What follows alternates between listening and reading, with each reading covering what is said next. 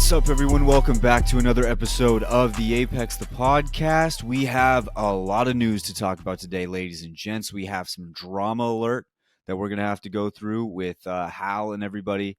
Lou is involved, former Lanimal team member. We also have some Challenger Circuit teams who are going to make it, and they just finished up their last little split right there to see who can qualify for LCQ and move on into that next set and give themselves a chance to make it to Worlds possibly.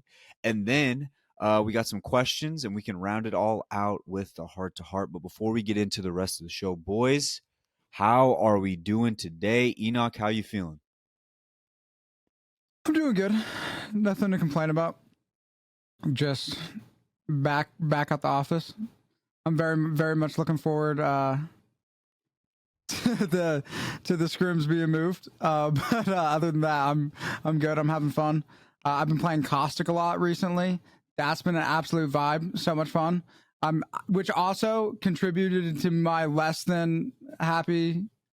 Well, I was less than thrilled with their decision to switch up the ranked maps, because we were playing on all phenomenal Caustic maps to now we got Broken Moon and Storm Point, and then World's Edge. Broken Moon, Storm Point, just not good Caustic maps. You can make it work on Broken Moon. Like Storm Point, it's just not the play.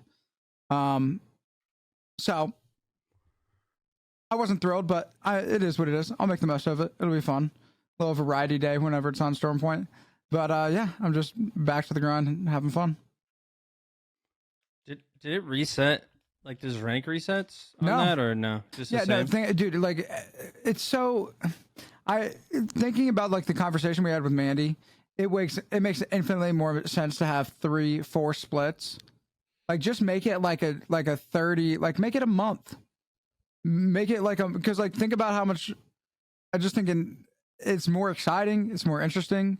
It keeps the race to number one like fresh and entertaining, and I just think that we saw when we had Storm Point on like that ranked season, it was just so long and it just got bad. And this season is just ridiculously even longer than that one ever was. And it's nice that we get to change up the maps, but it's like, I don't know. It like Pred's at like 158K or something absurd like that.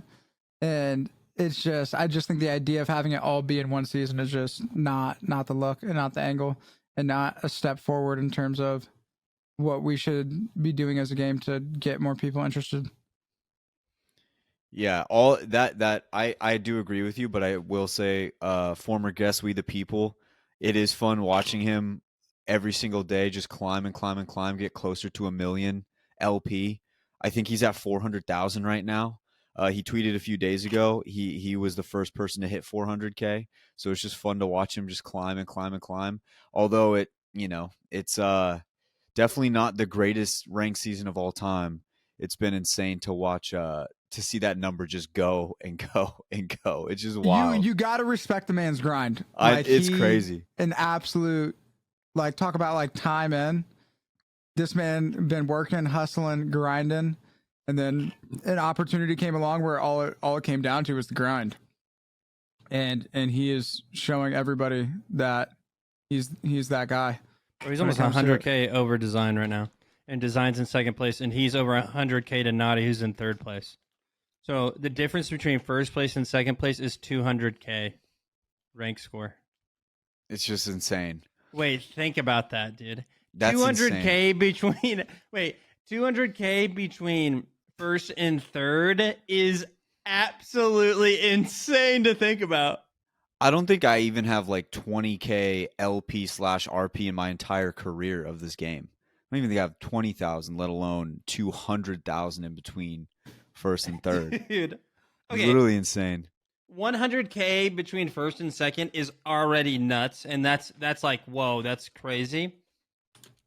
But first to third is 200. It's literally doubled that. Dude. Like, and he's still grinding. He's still doing like 16-hour streams. Like, I mean, dude's on one right now, so it's a tip for sure. I was That also cutoff is 141K. Yeah, I mean, if you're number one, like you want to be streaming as much as you possibly can just to be capitalizing. It is so fun to watch him play. I'm also scrolling through his cool. tweets right now, and he tweeted out 3 days ago, got booty pics last night, so shooting absolute nukes all day today, live on Twitch. Like, nice. We the people. He's so funny, bro. We the people. He is the guy. I can't wait to have him back on. He was hilarious, by the way. But yeah, so definitely a weird rank season, but I think most people would probably agree with Mandy. It's like, other than watching the number one guy, like why would you bother to watch number two? There's no way that they catch. There's just no way. So having more resets, having more splits, would make it a lot more fun. I do think the little like drop down menu when you're looking through your splits would get a little crowded, but you know, whatever. Finn, how's your week been? Dude, pretty good. Pretty good. I just saw somebody in the top 25 said off the rhino pill is their name. Yo, it's insane. Wyatt's laughing right now, but he's muted. That was funny. Okay. My week was great. I have been really enjoying my job lately. I really have. And I got to, I went and, I don't know. I've hung out with my family quite a bit, and I'm very thankful for that. We had a really good Father's Day, with my dad, and overall a really solid week. I give it an 8 out of 10. Involved like with on an overall vibe, and it was pretty good. 8 out of 10, solid week. Nothing too crazy or out of the ordinary. Other than, okay, I have a question for you two boys. Do you guys like sushi? I absolutely love sushi. No, not at all. Okay, I got a yes and a no. No. Mm-hmm. Okay, why? I don't really eat anything that comes out of the water. To be TBH. Gotcha. Okay. All right. And just raw things that come out of the water. It's like a definitely hard no-go. Not me. Okay. What about you? Why do you enjoy all forms of sushi or what? I like almost all of it, and I would say like I eat just about anything that comes out of the water. I like just all of it. Just anything that swims, I'm like, give me that. Yeah. There is this really cool buffet place that's in Northwest Arkansas. It's like a high-end buffet where it's a sushi bar buffet, and you could. It's not going to be like the highest quality ever of a sushi, but it's like pretty good for it being buffet sushi. Anyway, we did that. It's pretty expensive, but shout out Pops for his Father's Day. I got him a Lowe's gift card. Hopefully he gets to use that well. But that was my week. For all of our listeners, happy belated Father's Day as well. I hope you had a good one. There we go. Wyatt, how was your week, bro? Mine was good. It was a nice Father's Day, nice relaxing day. I showed the little one The Dark Knight, and she thought the Joker was so funny. She was like laughing her head off when he was in the hospital and he was dressed up as a nurse. He's wearing like the wig. Yeah, she didn't like Harvey Dent though. She was like, "Why is his eyeball like that?" I was like, "His face burned off." She was like, "Oh, okay, I guess that makes sense."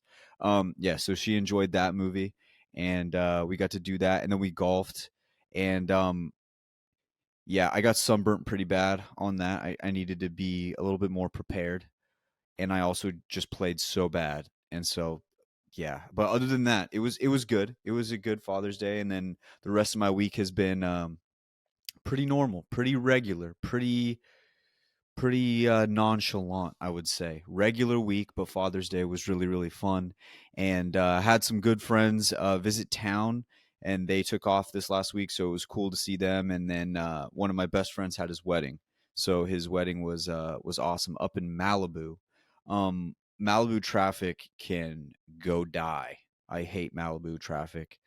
But other than that, it was a great place, great city, great wedding. All of those things were awesome. So that was my week, and that was all of our weeks. Boys, we've got to dive in here to a lot of different stuff. What do you say we get the drama stuff out of the way first? Because I'm really dreading trying to explain to people this whole LCQ format thing. So I'm trying to put it off as long as I possibly can if you guys will allow me to do that. So let's just get into the drama here first. Lou and Hal got a little bit into it over Hal's thoughts on a JHawk video, which he's going to come up here in just a little bit. He's going to talk a little bit about how that went along with the rest of his career so far. But basically, JHawk made a video about the downfall of Lanimals, and Lou took exception to some of his opinions on it. What did you guys see from your perspective, and where did you come out on this one? Well, okay. My initial thoughts were, oh no, gonna be cringe. But then I also, okay, at the time, Hal's streaming to 16,000 people, right? And I do think that there is 100% validity coming from Lou whenever he says, I'm concerned. Like, he said, I just don't want you to keep, like, hating on me in front of 16,000 people because that affects my career too and the way that people view me. Just because you're saying your opinion, but people will take that and just like drama it or blow it up even more than what it already is, right? And so he was upset. Well, he was more so like, hey, Hal, please don't like do you're talking to a lot of people here, and please don't abuse like you saying your opinion so that it gets rubbed on other people, you know, their opinion, they're not making their own opinion type of thing, which is fair. And I do think that I think there's validity to that. I also see from Hal's perspective where he's like, okay, like I'm just watching the video. So I see both sides, but I do think it is dangerous.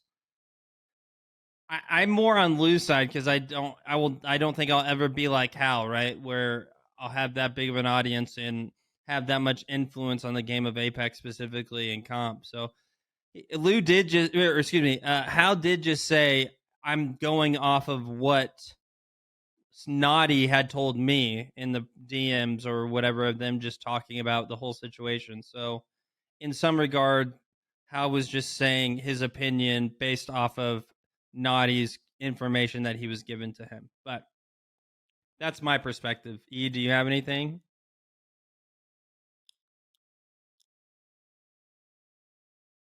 I'm gonna be honest.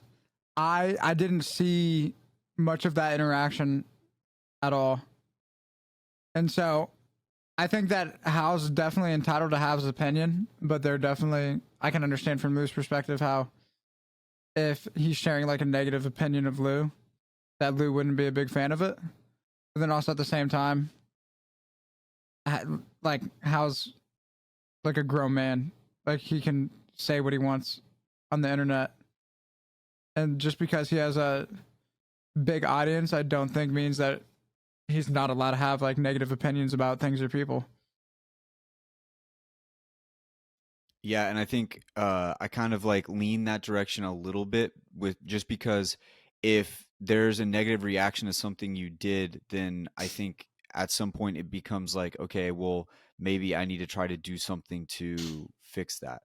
I will say though that TSM does seemingly have a fan base where they can get a little mobbish, and that's where it's a little tough. But to say that like somebody shouldn't be able to like go say their opinion would be a little unfair. I think the best way to do it for both sides would just be like, hey Lou, I have some thoughts on this. Talk to me about it on stream, because then you give both guys equal share and to say what they feel, and at least the other guy's there to back himself up. If it was not TSM, I don't know if it matters. And I don't want to say every TSM fan is this way, but we would be lying if we said that they didn't get a little like mobbish sometimes with like certain things. So it's like, I don't know. I think the best way to do it is just be like, before you go on the tirade, invite the man on the show or on the stream and just be like, hey, like these are my thoughts, like what do you think about this? And then you give Lou the opportunity to say like, yeah, you're right, I could have done this differently, or no, there was actually this behind the scene and you just didn't see that part of it. and you just allow the court of public opinion to choose which side they lean towards.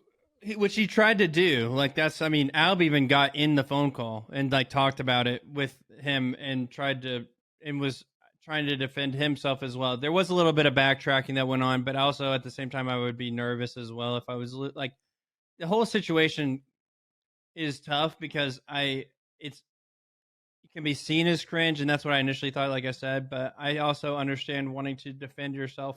But yeah, yeah,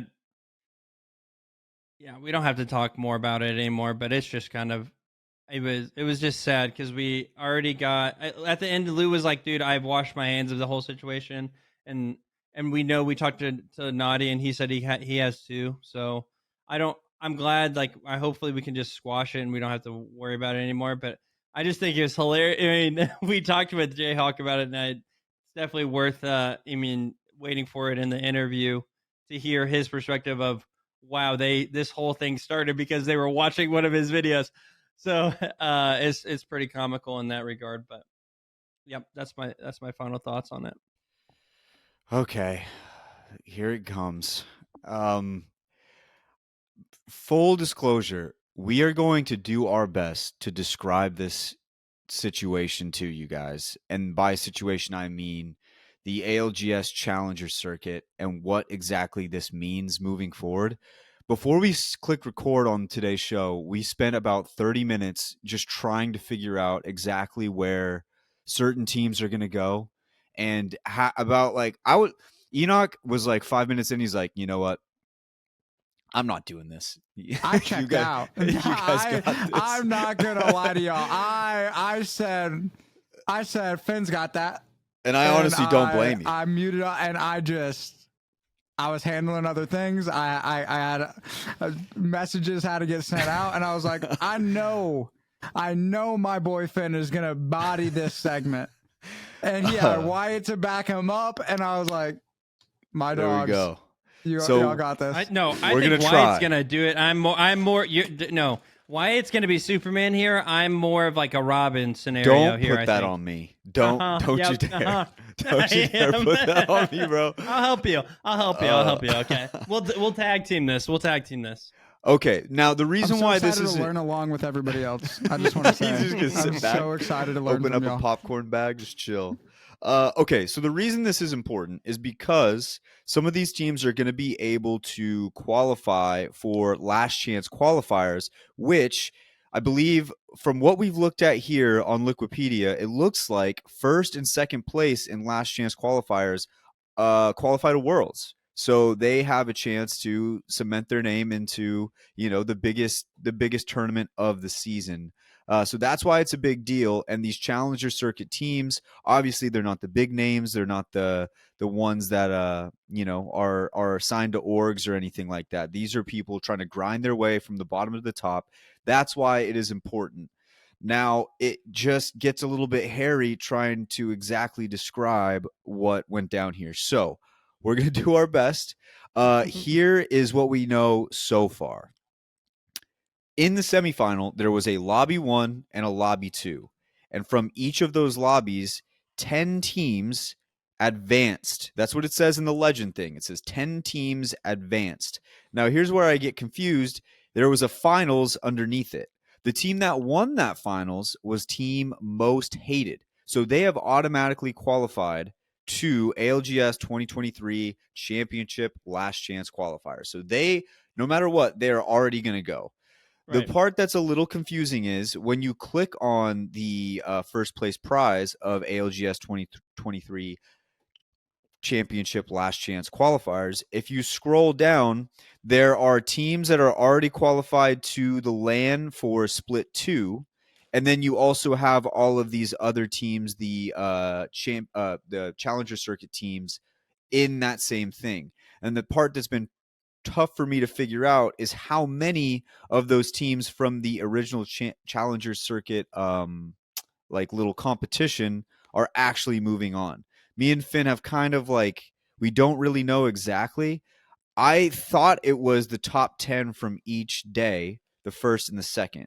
But Finn, you said that because there are certain teams that have already qualified no matter what for Worlds, that there's going to be more spaces opened up for some of the other teams who like the Challenger Circuit teams to make it in. Because TSM, for example, Right. they already won Split 1, so no matter what, they're going to Worlds. Right. Okay. You have anything to add on? They You're just gonna... What? Okay. I need you Here to we pick go. up somewhere, bro. No, you're good. Okay, so the what was important about the CC that just got done was once again the auto qual. If you won, you auto qual for LCQ. That being said, most hated probably had enough challenger points to auto qual anyway into LCQ because there are 11 teams right now that are going to auto qual into LCQ or that have qualled now because of how well they've done over the 4 circuits of Challenger Circuit, right? So you depending on your placement, you get a certain amount of points in the tournament overall, and then you combine all 4 circuits to have an overall points. And then if you're in the top 11, you're able to get into LCQ, which is like the most important part because once again, the top 2 out of the 40 teams are then qualified for Worlds, which is the biggest tournament. Ooh, okay. So what Wyatt is saying is when you go on the Liquipedia, the LCQ, you have teams like Dark Zero, Optic, Furia, FaZe, Oxygen, 100T, like a bunch of high-end pro league teams that have already qualified for Split 2 playoffs that are still technically in the LCQ. Can you hear Georgia? You can. I can. You can hear George? You can? Yeah. Okay. It's fine though. Okay. You want me to? Okay. Don't get sidetracked. We got to chug through here. I'm sorry for those. You guys get to hear George. Okay. So you have teams like Dark Zero, Optic, Furia, FaZe, like teams that are going to probably do well at LAN that are still technically in LCQ that need LAN to happen so that they can auto qual into champs, which open up slots for the challengers teams that are not in the top 11 at this current moment. So there's probably going to be about another 3 or 4 different teams that are in challenger circuits that are going to qualify for LCQ that aren't already. But that's why it's confusing because it's like technically Dark Zero, Optic, and Furia are in the LCQ spots, but they won't be after they get done with the upcoming LAN, which will be Split 2 LAN. Does that make sense? Yeah, kind of. I feel like it would be easier to describe how to calculate slope to a 5-year-old sometimes than this. Because we have just been staring at this for at least 45 minutes now. And I feel like if I sat down with my 7-year-old and described to her y equals mx plus b and how to find all of that, I think she might get this faster than me getting which teams are going and which teams aren't. The part that's confusing me is like it would be simple if it was like if you win the playoffs and you win a split, then you're automatically qualified. The part that I'm not getting is like XSET doesn't, like, they never won a day, but they technically got second, so they got enough points, but there's no point system that I'm seeing to show exactly why they're in and why other teams aren't. Maybe it's because they won the playoffs, but then I think NRG is also in. So NRG, do they get in because they got second? That's essentially where I'm confused. And that's kind of like the entire thing has been like, I just don't get why like an NRG would go over some of the other teams. Which, do you know why NRG would go despite the fact they never won like a thing? I think it's because they did super well at that last LAN, right? Because what it was TSM. So is it based off of points? Yeah, it's so you get points. I think there's points for winning your winning pro league, but I also think there's points for how well you do at LAN, and I think those LAN points are more significant. In what NRG got second place or third place, I think, at this previous LAN where that TSM won, and then wait, so they made it to Sunday? Okay. Yes. Nice. Yeah, you threw that in there. Okay. I'm just asking. I didn't know. Yeah, so they did. Many pundits were saying they wouldn't make it, so I just had to ask. Yeah, But- somebody on this podcast was not saying that they were going to make it to Sunday. But see, like this is why it's confusing though for right now, and it's just we'll figure it out. We'll get it figured out. We'll have it ironed out by some point. But as of right now, that's where it stands.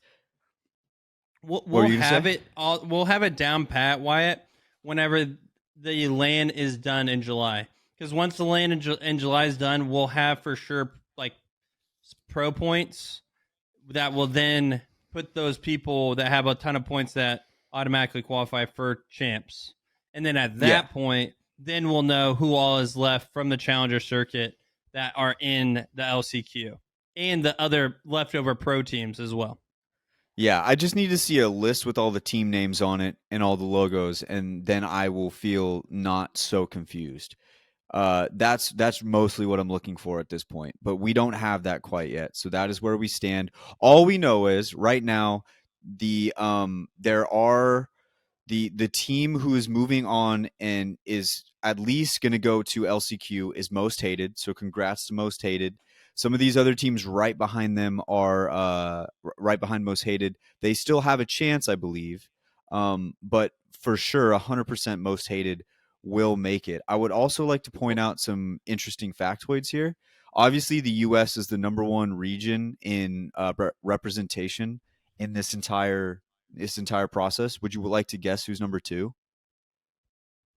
Without looking, I'm gonna guess it's EU. Wait, no, maybe APAC South actually.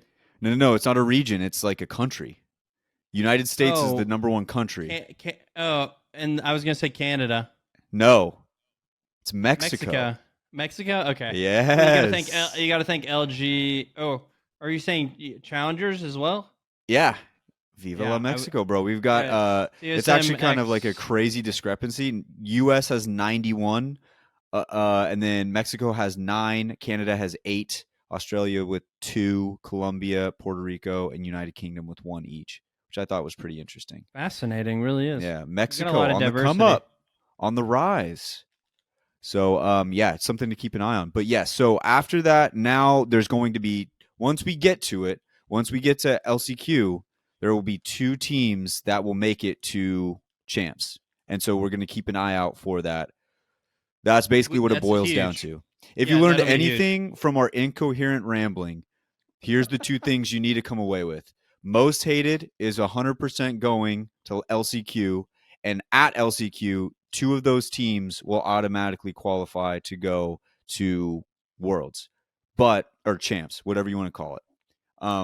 Some of those teams might not have to fight for it because like some of the teams that it shows under participants, so it was like Dark Zero, Optic, FaZe, 100T, there's a good chance those teams won't even have to be here because of how they do at the second split.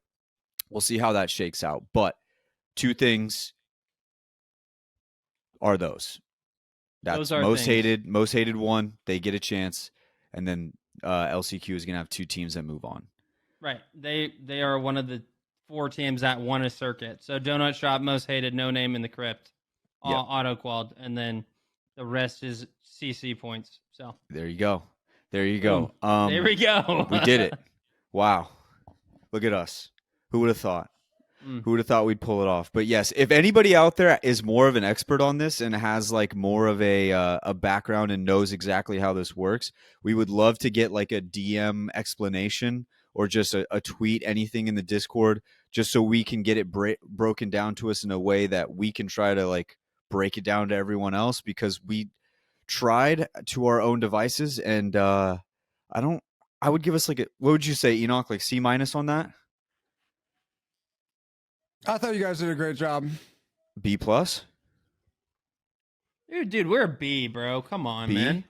That wasn't that bad. It wasn't great, but the only thing that made it worse was like Georgia was screaming in the background. That's it. Yeah, we lost a lot of points on that. It was raw honesty on the awareness level of which we were approaching this from.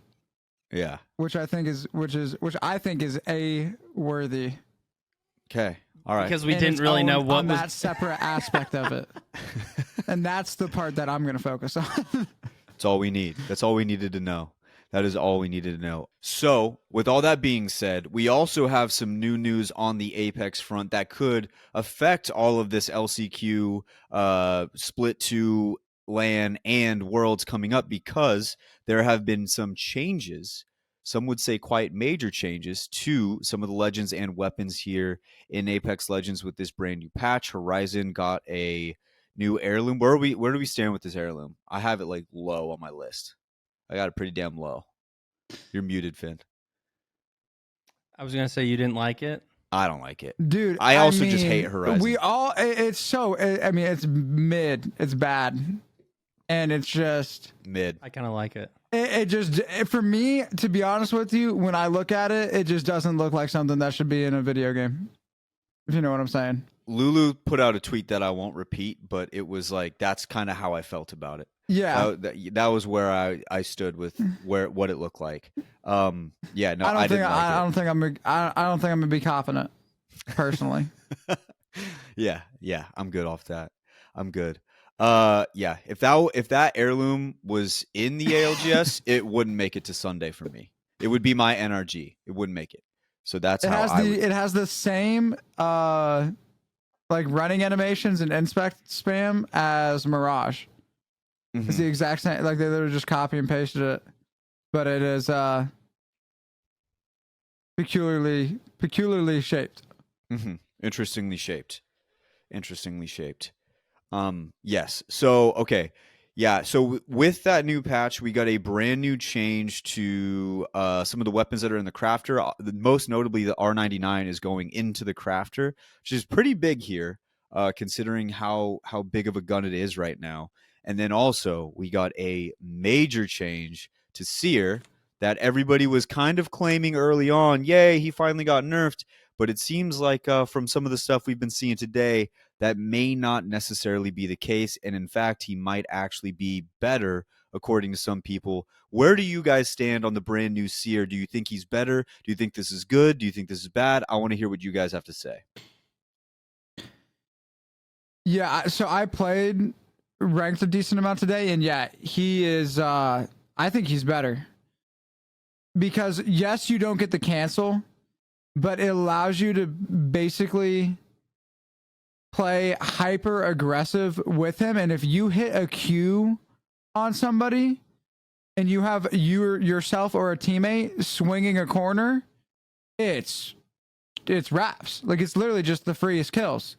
Because it's not even that, it's just like a slow, right? Because it's like a slow is like, okay, yeah, sure, it's a slow. But that thing hits you like you got zapped by a Watson fence and you can't aim.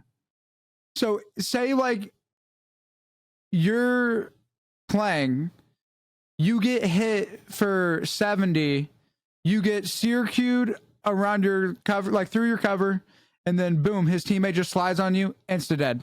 Doesn't even matter if you get a bat off or not. You're insta-dead. You can't move, you can't run, and you're on scan, and you're like, it's just, you can't fight. It's almost like if you get hit by a seer queue and somebody has even remotely close to having LOS on you, you're just insta-dead. And so while it's not as cringy and it's not as annoying, and you don't have to worry about getting your heals canceled, which is a great change, they buffed him. They took out something that's really annoying and something that's super bad for the game. But instead of just making him a worse character, they're like, let's just make him super OP in just a different way. And so I was looking forward to the things getting shaken up, but I don't think that they're going to be shaken up even remotely close to what we thought. Finn, how did you let this happen? Aren't you supposed to tell Finn, people that Finn, these I was things... going to roast you when you I first saw this said... and I said, who play tested this? Yeah. And then somebody in my chat said it's Finn's fault. I was about to roast so you. When you were saying you were enjoying your job, I was like, I'm not. Did you guys did you just say, oh yeah, he's super balanced, or what happened? I have no comment. He's pleading the fifth. That's all I'm gonna say. I have no comment. I have no nothing. I don't. I can't say anything. If I say something, I get in trouble. So I'm not saying anything. No, we'll just keep in the no comment. Yeah, I'm going with the no comment. No Yeah. comment. But He's got the I no will comment. say, so that's what my real question was going to be. I was going to say if you thought it was worse, like if you thought it was a nerf, or if you thought that it just is a different. From my perspective, and this is just how I see it, it feels like, yeah, I think you nailed it pretty well. I do think it's just it's a technically kind of a new kit, but like not. I mean, sort of. The ult feels worse, yes, but I think the attack in some ways are stronger in a hyper aggressive scenario, and that's where I think he is going to be. It feels as though he's a very hyper aggressive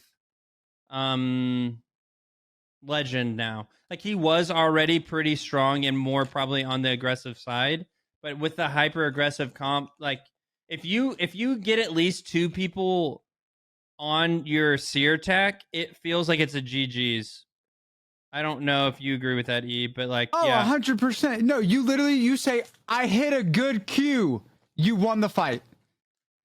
yeah, you just Like have to play off of it, there was one but time yeah. I hit a 3-man Q. The fight ended right after I hit it because you can't fight. It was me and my boys. He hit all 3 of us. It's what? It's 10-second. Is it 10-second? 10-second silence and 2-second stun. Yeah. Dude, the silence is so long. Yeah. It's not as long as a Revenant, but like, why does it need the silence if you have the stun? Would you want it to be a silence? What would you change about it? I'd say silence only with the scan. Silence only with the scan. Get rid of the No slow stun. thing. The slow Okay. thing is oppressive. Yeah. Okay. I'm just. It is silly. There's another thing that they did. Finn, bro. Finn. What? Like,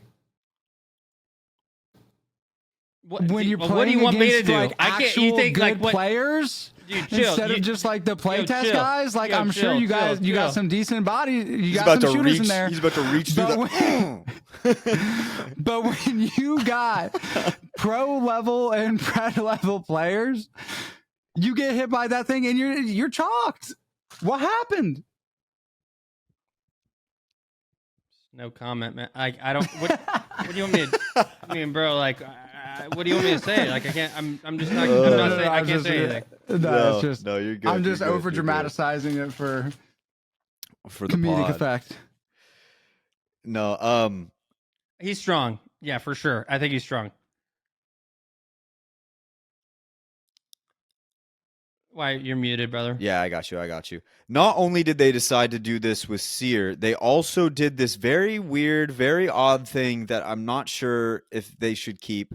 When you go back to the lobby, it drops your frames to 60 FPS for just being in the lobby, and then when you go into game, it goes back up. I don't know if that's a good thing. Am I missing something? But like when you have your video card go up and down, and when is that good? Or It helps. I'm pretty sure it helps the low end PCs that are running the game. Okay. Yeah, so I think the that's the thought reason why. process. Yeah, I think the thought process behind it is that it's giving your graphics card a break. And so I'm gonna be honest, I don't know anything about graphics cards. And I can see where you're coming from of being like, oh, well, if it's going up and down, isn't that bad? And I think the answer could be it's not. And that there's a potential that by you decreasing it down to 60 FPS while you're in the lobby, that it makes it so it gives your graphics card a break. So instead of it just being like, oh, we're just cranking through 240 frames this entire time, it's like, oh, you have a couple minutes where it's chilling, relaxing, 60, takes a little bit of pressure off, and then boom, you're back up to 240. I would really like to think that it doesn't cause issues with your PC, because that would be pretty silly. But dude, you definitely you feel it. Like when I go from 240 to 60, I feel it, and I was like, I used to play on this, and then I thought about the fact that I didn't even used to play on it because my PS4 was old, right? So I was probably cranking like anywhere between like 60 to maybe like 45 up when I was running around on my old gym PS4. Yeah, It's just wild to think. It's like, how did I used to do this? yeah. I remember I tried to go back to PS4 just because I had like some heirlooms on there, and then I played it for like 3 things. I was like, dude, fuck the heirlooms. I don't care anymore. Like, I can't do this. I felt like I was going blind. I felt like I was straining my brain, and it just wasn't worth it. It wasn't worth the time. The only reason, dude, I love yeah, that you said that way, because sometimes I remember thinking, bro, like, is that a tree or a person, bro? I can't tell. dude, Like, literally, and you're just like you're trying your hardest to be like, it's not that, it is that bad. The only reason I brought up the graphics card thing was because stupidly I remembered that when I used to clean pools and it was super super hot outside and I had the AC in the truck, I would turn on the AC in the truck, go out, do a pool in the hot sun, go back into the cold truck, go out back in the hot sun probably 15 times in a day, and then by the end of the day I had a massive headache. And I don't know why I equated my brain with like a graphics card, but I was like, maybe it's bad for it because when I used to clean pools, that's how I used to feel. But yeah, definitely doesn't correlate. I don't think we're the same. So, hopefully that doesn't happen there. I did actually see somebody tweet it out. I think it was Crow Rindo, who does a lot of the leaking on like skins and stuff, like upcoming events and upcoming skins and all that. He was saying that it could be bad for your graphics card in like a tweet. I'd have to look up the tweet, but no, I don't. I just wanted to ask and see if you guys had any info on it, but no, definitely interesting. At least they're trying something, doing something different, with trying to make sure that lower end PCs could run the game. So definitely something interesting, something to talk about. Other than that, I don't know. I don't understand this obsession with Seer. I still don't get why. It seems like ever since he's been in the game, other than the one season we thought he was nerfed and he ended up not being nerfed, like every single season he has been like a crown jewel, a cornerstone to every composition.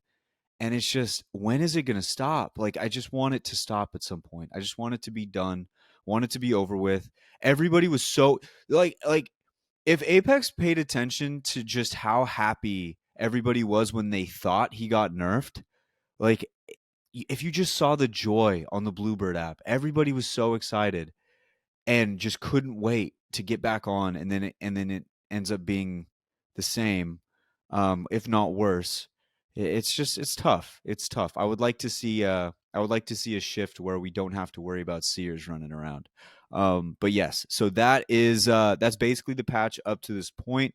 We have lots of interesting things coming up. I always find it interesting too when there's a big change right before some major events coming up. We'll see how that change shakes out for a lot of these pro teams.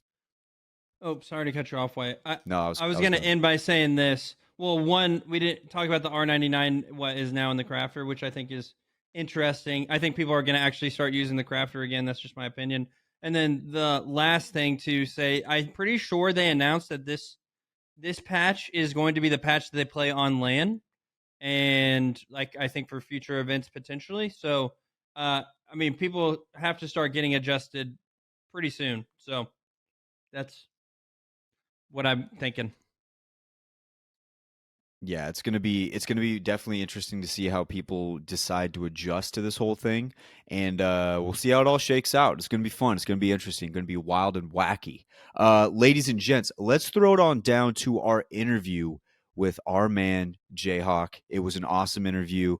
To be completely truthful with you, we didn't know how long it was going to go because we didn't know what exactly to. It's kind of like one of the first situations we had where we were kind of being like, I don't know what exactly we're going to ask after a certain point, but we had a banger interview. I believe it was like an hour and 13 minutes long, where we just consistently were just flowing with questions, having different talks, different ideas, different things flowing. So it was very interesting, very cool interview with JHawk, and we're definitely going to be having him on in the future. I mean, with the amount of VOD watching he does, I don't see why we wouldn't. He is an absolute animal, and also a testament to all those full timers out there who are working and also trying to make their content dreams come true as well. He's definitely an inspiration in that aspect. So, without further ado, let's hit a quick ad and send it on to our man JHawk.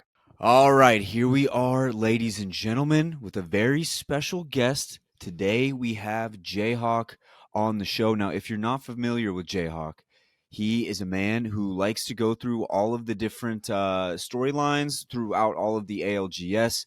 He has a YouTube channel where he creates and makes all the content for it, kind of piecing together storylines and different stuff like that. If you haven't checked him out, you really need to. It is a very interesting channel. JHawk, how are you doing, my man? I'm doing great. I don't know if this will make me sound like a loser, but when I started making these videos and I was listening, first off, I've listened to every single episode of y'all's podcast, just so y'all know. Let's go. I go on walks at night, and when I first found y'all's podcast, I listened to like every single night. I'd go on walks and I would put it on. But I have a little list of goals that I wrote down 6 months ago whenever I first started these videos, and the first one is get invited on this podcast. So pretty sick Let's go. that I can check that off. That's cool. You check that bad boy off, and it's going to be good. Why don't you just real quick plug the YouTube so people can check out some of your stories. Some of them include like the downfall of E8, the downfall of My Beloved Lanimals. Go through and kind of piece that together so people can go check you out. Yeah, so on YouTube, you can just search JHawk Apex. It'll come up. I initially started just my inspiration for it was, if y'all know the Score Esports, they're like a 2 million subscriber channel. They do stuff for like a lot of different esports, and the only Apex videos they ever make are like Hal or like one about his Watson. And so I was like, I'm gonna make videos like they make, but about Apex. And so I made my first one. It was kind of like the stuff they make, but then I started doing analytical stuff. So I try to do like breakdowns on why teams do poorly or why teams do well, and then yeah, so kind of like a film review, but also I mix in a lot of storytelling of how they got there, what they're going to do moving forward. They're very long, so if you got a short attention span, they're probably not for you. They're very engaging. Yeah. Don't get it twisted. Those are very engaging videos. Yeah, and they have a lot of cool music from Apex itself with a lot of, swells and cool montages and all this cool stuff. So that's what I do over on YouTube. I mix a little bit with like watch parties and stuff, but the main thing is the YouTube. Yeah, there you go. And then not only that, but yeah, they may be a little long, but like that gets you through a workday. That's exactly what people need to help them get through a workday. So it'll be awesome no matter what. Once again, thanks for hopping on. I kind of wanted to start here. You mentioned a little bit how your inception started with like the Score Esports and wanting to branch out into the other areas. You've probably had to do a lot of digging, research, and all this other stuff. How much of your research is looking through arguments on the Bluebird app on Twitter? Probably like, well, for the downfall videos, probably like 40-50%. For the videos where it's like a team doing well, obviously there's like basically none. But for the downfall videos, there's a lot of Twitter, a lot of Reddit searches, a lot of those like YouTube clips channels where they like post all the controversial moments. I go find all of those. So yeah, there's quite a bit of the controversial stuff that happens that has to get packed in there. Yeah, I think there could be a direct correlation between teams that do well and the lack of Twitter, and teams that do bad and the excessive use of it. So I just wanted to know that, just because it's like it's so funny. You think of like professional sports, and for such a long time it's been like reports saying, sources saying that this person said this or did this, and now it's kind of leaked into that social media world. We're all social media here, so that's what you're gonna get. Has there been a video that you enjoyed making more than any of the other ones? Was there like a video that stood out to you, like you were extremely excited to dive deep into a downfall or a success story? A lot of people ask me to make more of the downfall ones. Honestly, I don't enjoy making those. Like, obviously, I do like making videos, but just like the story itself, like I've watched Apex for 4 years. Like a lot of these guys are people that I really look up to. I love watching them play the game professionally. I like all these people. And so then like having to make a video on why they didn't do well and then mixing the drama, I don't love those. But my favorite one that I've ever made is coincidentally one of my least viewed videos, but it is my Ascend one. And that's because there's the moment at LAN where it's that final game 8 versus TSM. And I feel like everybody saw TSM's perspective of that game. And so we know what happened there. But when I watched Ascend's perspective, it was just such a fun game to watch because the spot that they end up getting that they like hold throughout most of the game, literally Kashera, they get up to the top of command center and he crypto drones around and sees the spots open. And he's like, hey guys, you just want to like send it. That's like his exact words. You want to send it and play for it. And he said that they had never played that spot before. And his teammates are like, no, we shouldn't play there. And he convinces them to do it. They go there. It's a terrible hold. There's like 3 moments where they almost kill TSM before the final fight. And then finally we get to like the point where they're like actually facing off. And so that video is my favorite because I did some things that I thought were really cool editing wise that I haven't been able to incorporate in some other videos yet. But also just seeing that perspective that probably 99% of people didn't see, it was like super cool that I had the opportunity to like make that something that other people could like finally look at, you know?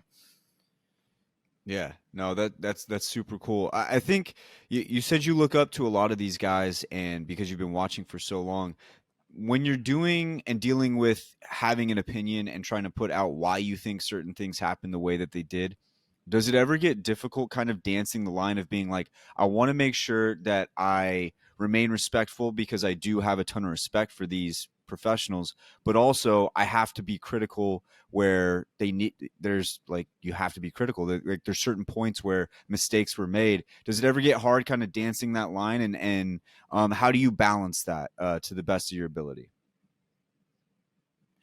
So I told myself whenever I first started making videos, the one thing I did not want to do was become like a drama channel where, you know, like every spicy possible thing that I could dig up that I'm like trying to expose people for and all these things.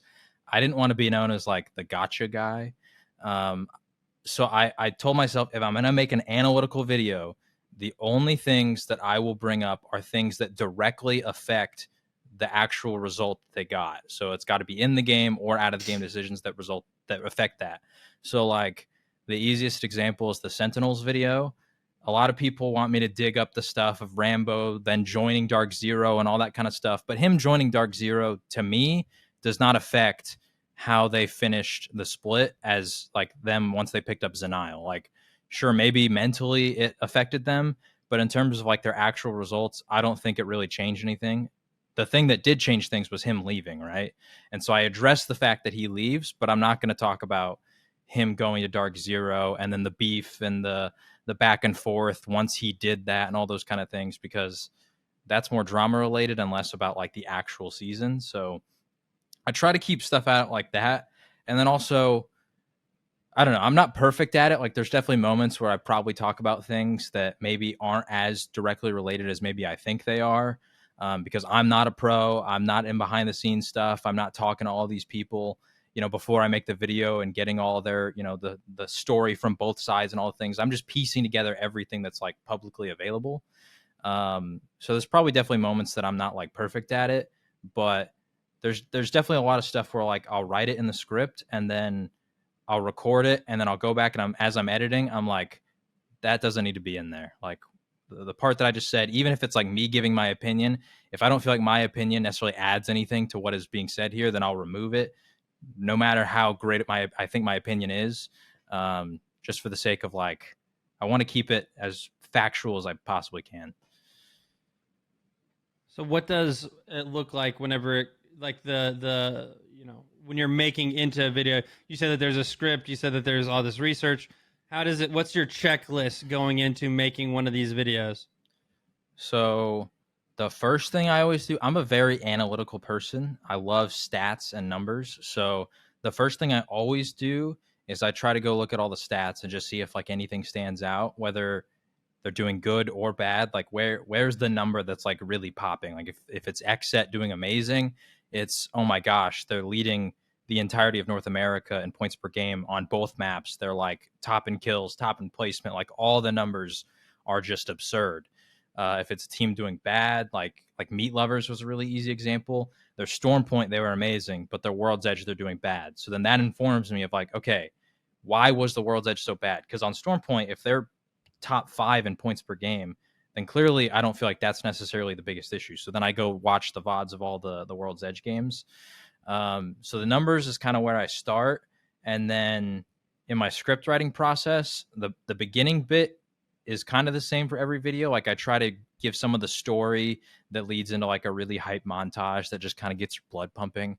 And then I bring it back into the video. And then I usually have like a 3-point system where it's like problem number 1, 2, 3, or key to success 1, 2, 3, because I just feel like it makes it easily digestible for people out there to be like, all right, for example, if you go watch my TSM video, I didn't do the like key to success 1, 2, 3.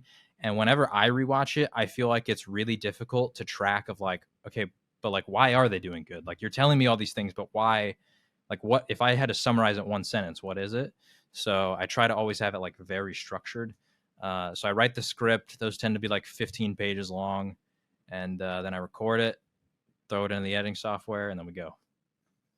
So how much time would you say goes into a video on average? It depends. The successful ones, like the LAN ones, were shorter because I'm dealing with less games. Like for the LAN ones, I wasn't really going to talk about the group stage because if you're having success on LAN, you're making it all the way to grand finals. So I focused on like winners finals and grand finals. And so that's like a lot less games that I really have to pay attention to.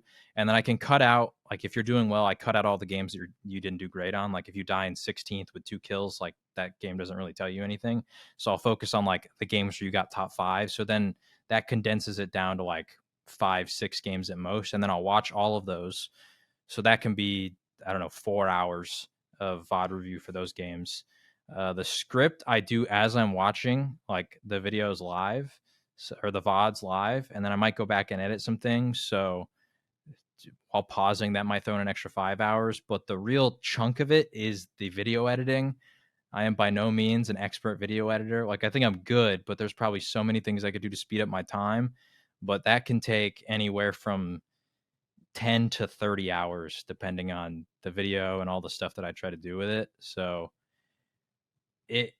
I would say if I was like really grinding and like not procrastinating whatsoever, it would take like 3 to 5 days of like just continuous working on it to like get one out.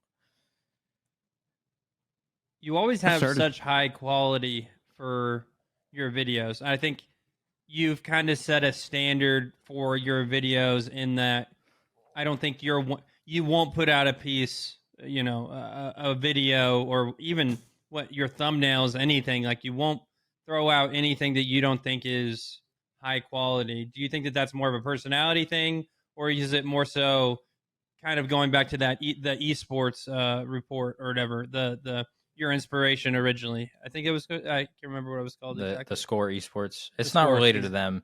It's honestly just, I think it's just like you said, my personality. Like it like bothers me if I like only put a little bit of effort into a specific section.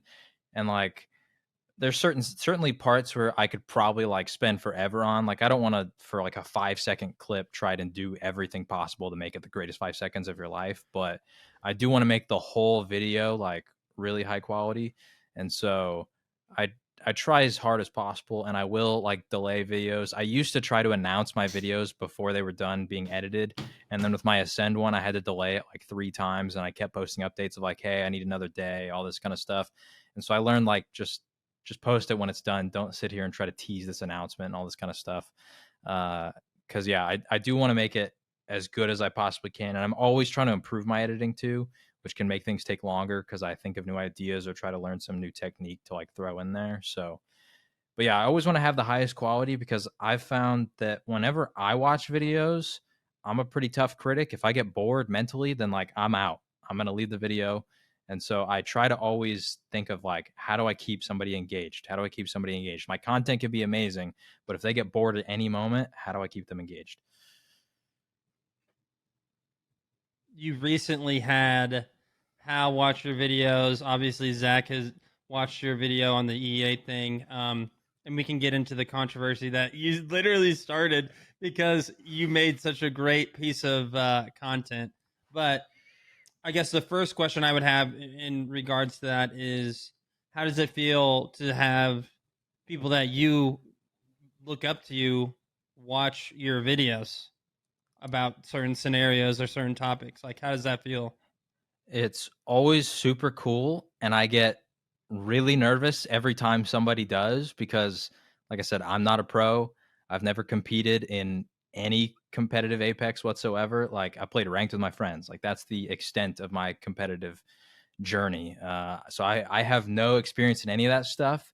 And so I am confident in like my analysis, but at the same time, I do humbly admit that there are a lot of things that I don't know. And it's really cool whenever pros like understand that and they give me feedback on like, hey, like this is how these kind of things work.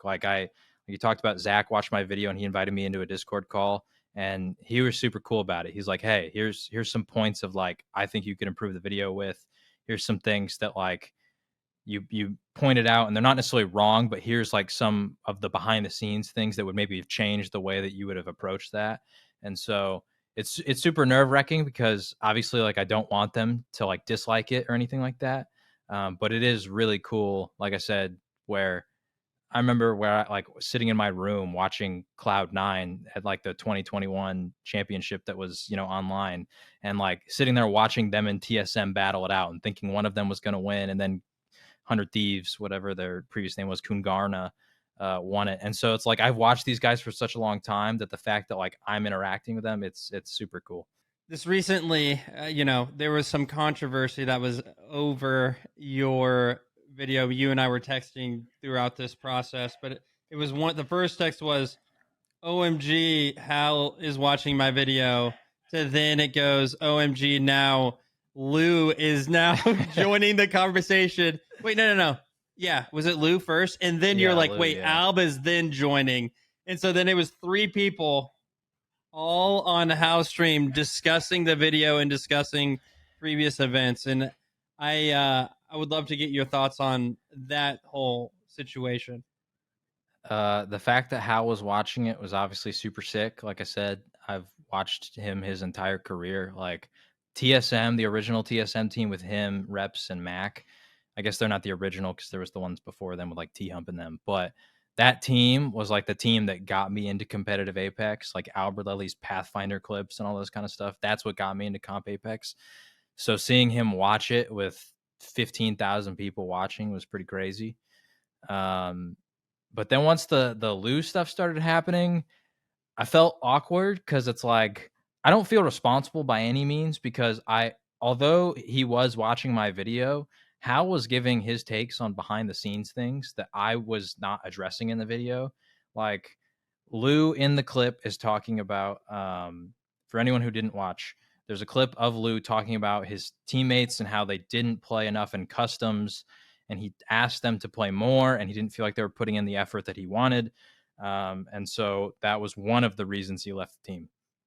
And so Hal watches that in the video, and I didn't comment on that at all in the video. Like I just let Lou's entire response play. But Hal watches that and he said something. He gave his insight on it based on what Naughty had apparently told him. Of what the customs, like what they were doing in customs, and Lou got offended by that and felt like Hal was not representing the whole picture. So then Lou wants to join the call, and Lou was like, "Hey man, you got like 15,000 people in here, and you're kind of lying to them." And so I don't know the whole conversation. There's been a lot of like takes on Reddit and social media of like who's right, who's wrong. I think both of them had points. Like I do think it's incredibly fair for Lou to be like, "Hey man."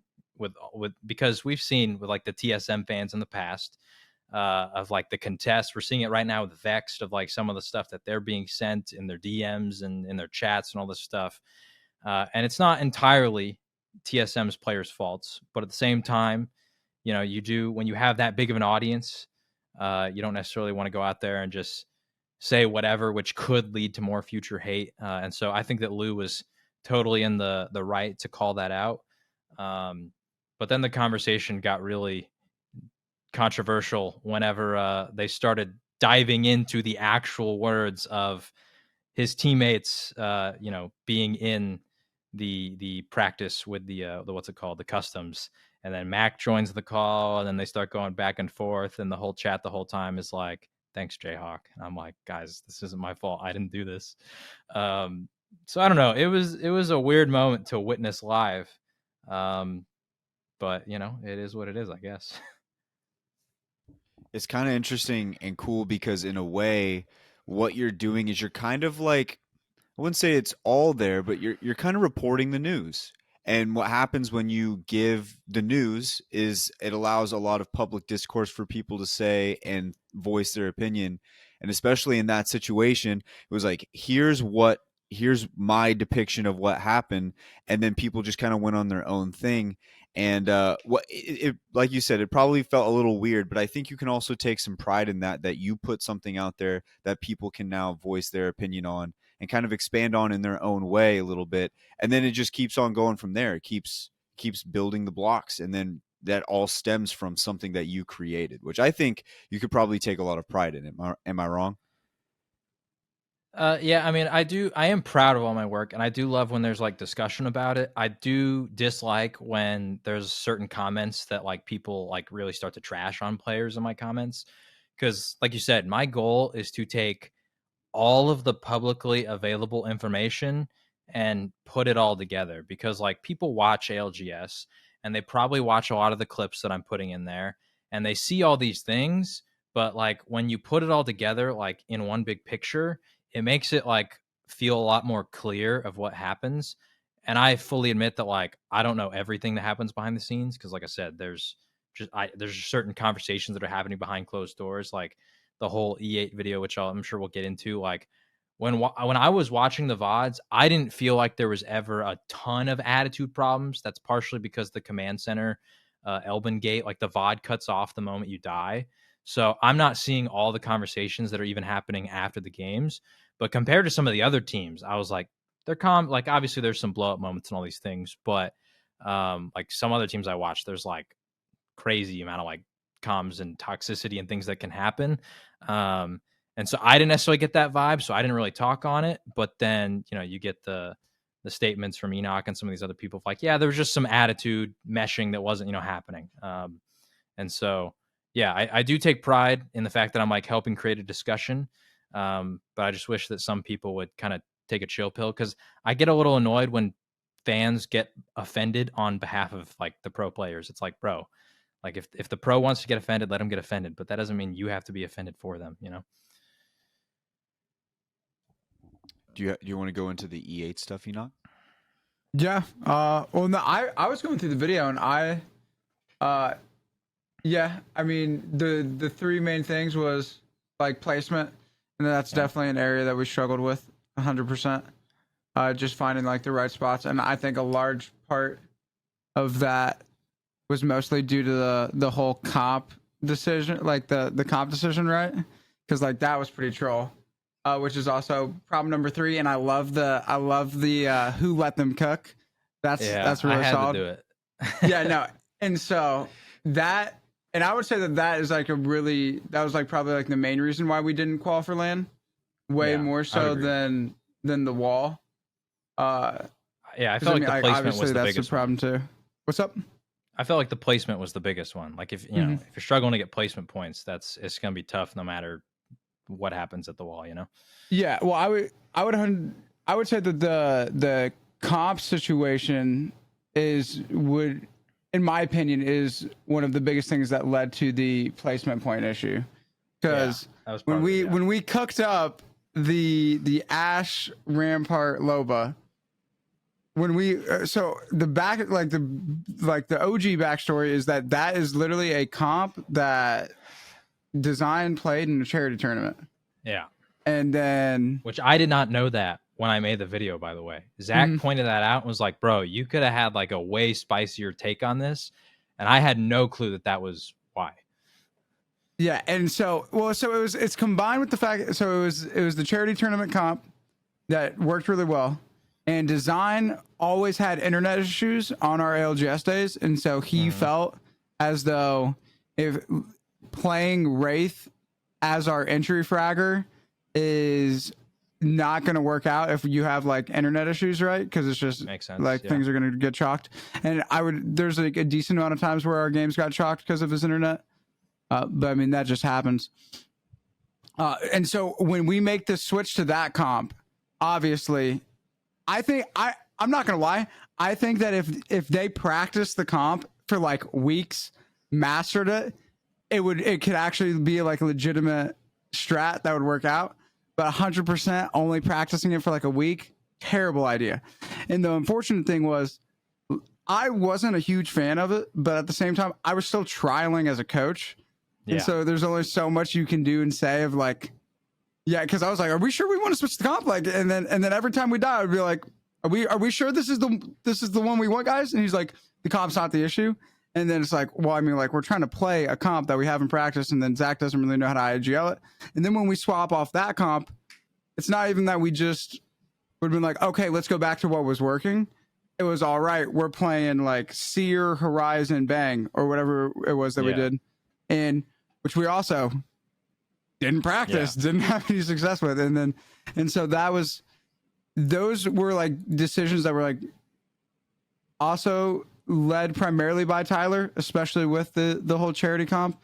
But yeah, I think the comp thing out of all of the things is like the biggest, which also contributes to point one being the placement. Right.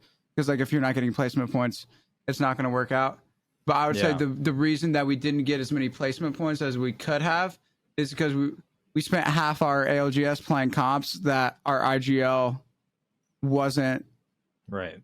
capable enough to, like, it didn't have enough experience on to really IGL in an effective way. But I think all of the point, and I liked your why Designful was dropped, because I thought everybody was getting it all twisted, just because I'd legitimately like told him, I was like, yeah, like you can take this X amount of time to like, but like we need you back at this point. And so it really wasn't about that, and I'm glad you captured Chaotic's perspective of when he was answering it, because he basically said pretty much the same thing that I did. And I can understand from your perspective and from like most people's perspective that they wouldn't necessarily notice it as much as like we did, because obviously you guys' exposure to everything is like less. Yeah. But yeah, I thought overall it was solid. Like I wasn't like, oh my gosh, he said what, you know? Yeah. Once I heard all of y'all repeat the attitude thing, I was like, okay, it makes even more sense now, because it's like, I don't know, I'm a very competitive person, and if I was in Chaotic shoes and I was also having 2 splits back to back where I don't qualify for LAN, and even if I was in Design shoes, I'm thinking about a change. Like 2 splits in a row, we don't qualify for LAN. Like at what point do you know, maybe it's time to split up for the best of us, for both of us, you know? Mm-hmm. And then you add in like 5 issues, because I think that's a massive thing when it comes to Comp Apex. You only have 3 people. If it's like a different esport where there's 5 and only one person has bad vibes, I think it's a little easier for the other 4 to like kind of overcome those and get them in the right mental space. But when there's only 3 and the coach can only pop in after games when the person is already like drilled it into their mind what they think is happening, I feel like it's really hard sometimes for the team to like overcome the bad vibes and like get that person back in the right mental space.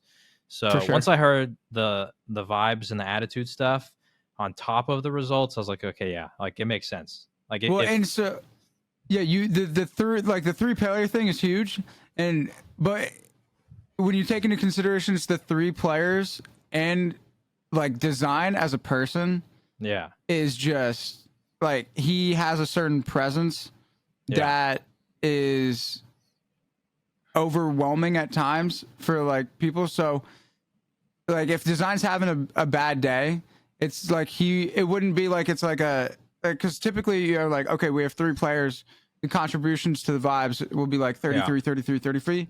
It was more so like design's impact was 50%, and then it was 25, 25, just because of who he is as a person, which can be a really, really good thing or could be a really bad thing. And it ended up being a bad thing. And then with the lack of, I would say, satisfactory commitment to addressing the problems that we were experiencing, that was what ended up being the biggest decision maker. Yeah. Yeah. I think it's solid. I absolutely love the videos that you're doing. Like, I know that we've been talking about it the whole time, but I think it's super great. The level that you're able to like break it down for everybody who doesn't follow Comp Apex, and you do it in such a digestible way. It's high quality content. Appreciate that. On the digestible thing, I do want to add, because I have had this feedback from some pros, like Zach. Even when I hopped on the Discord call, he was like, I made a specific point where I was like, instead of contesting TSM, I think they should go to these other POIs. And when I made that point in the video, all I did was I was like, all right, these are POIs that I think kind of fit their play style, and I think they're a better team than the teams who are landing there. And in his mind, when he heard that, he was like, well, bro, you suggested North Pad, and like the contest at North Pad is tough. And also it's Klain who's already there. And so he's thinking about all like the in-depth stuff.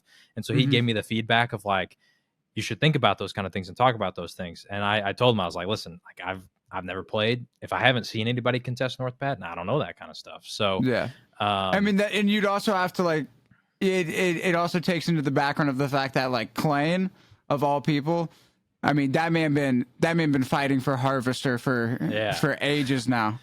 And that man just will not leave. And so challenging him for another POI that he wants is like it's like, all right, this is unwinnable, because you're either gonna, like, even if you win, you still lose because like he's not gonna stop, you know? Right. Yeah. So basically, like, there's just certain moments that like I admitted to him in the call. I was like, listen, I don't know those things, you know? And so that's why it was really cool, like, to be able to talk to him, to get that feedback. Because like I had seen some of the launch pad contest where people try to land on like that high beam. And he was like, both of those contests where there's that height, all it is who gets there first. That's who wins. Like, that's how you win the contest.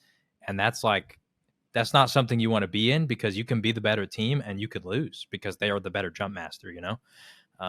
So yeah, it was really cool to get some of that feedback, because I always have that constant struggle of like, the point I'm making is to tell them, or not to tell them, but to like say, I think there were other options out there. So I don't want to go like too deep into the other options, because it's not necessarily that's not the point of why I'm saying it. But also I do want to mix in as much like cool information that I can. So like just having those little nuggets that people tell me, I always like just try to keep those in mind and learn. So for the future, I can always just mix it in, you know? For sure. This is just something that like I'm just very curious about. How many hours a week do you spend watching VODs?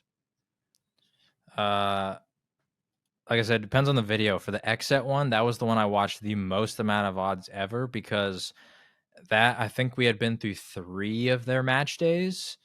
And so I watched every single game that they had played so far, which was like 12 hours of VODs.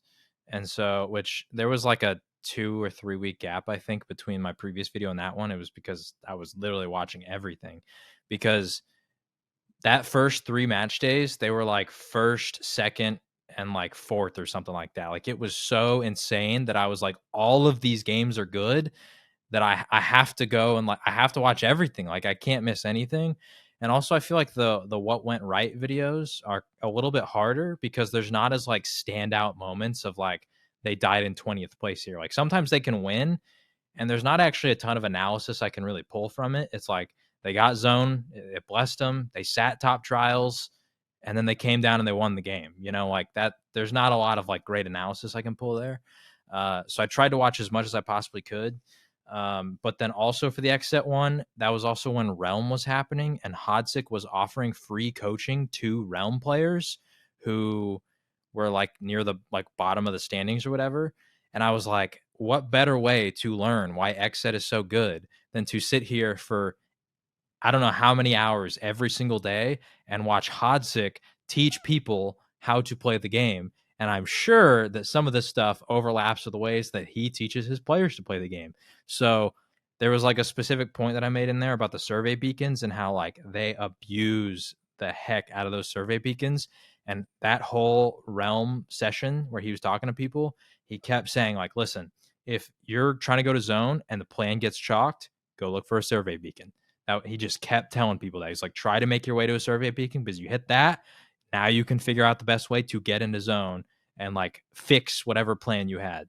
And then I go watch their VODs and they're doing that exact same thing. Every time they see a survey beacon, all their pathing was to hit as many survey beacons as possible while actually going towards zone.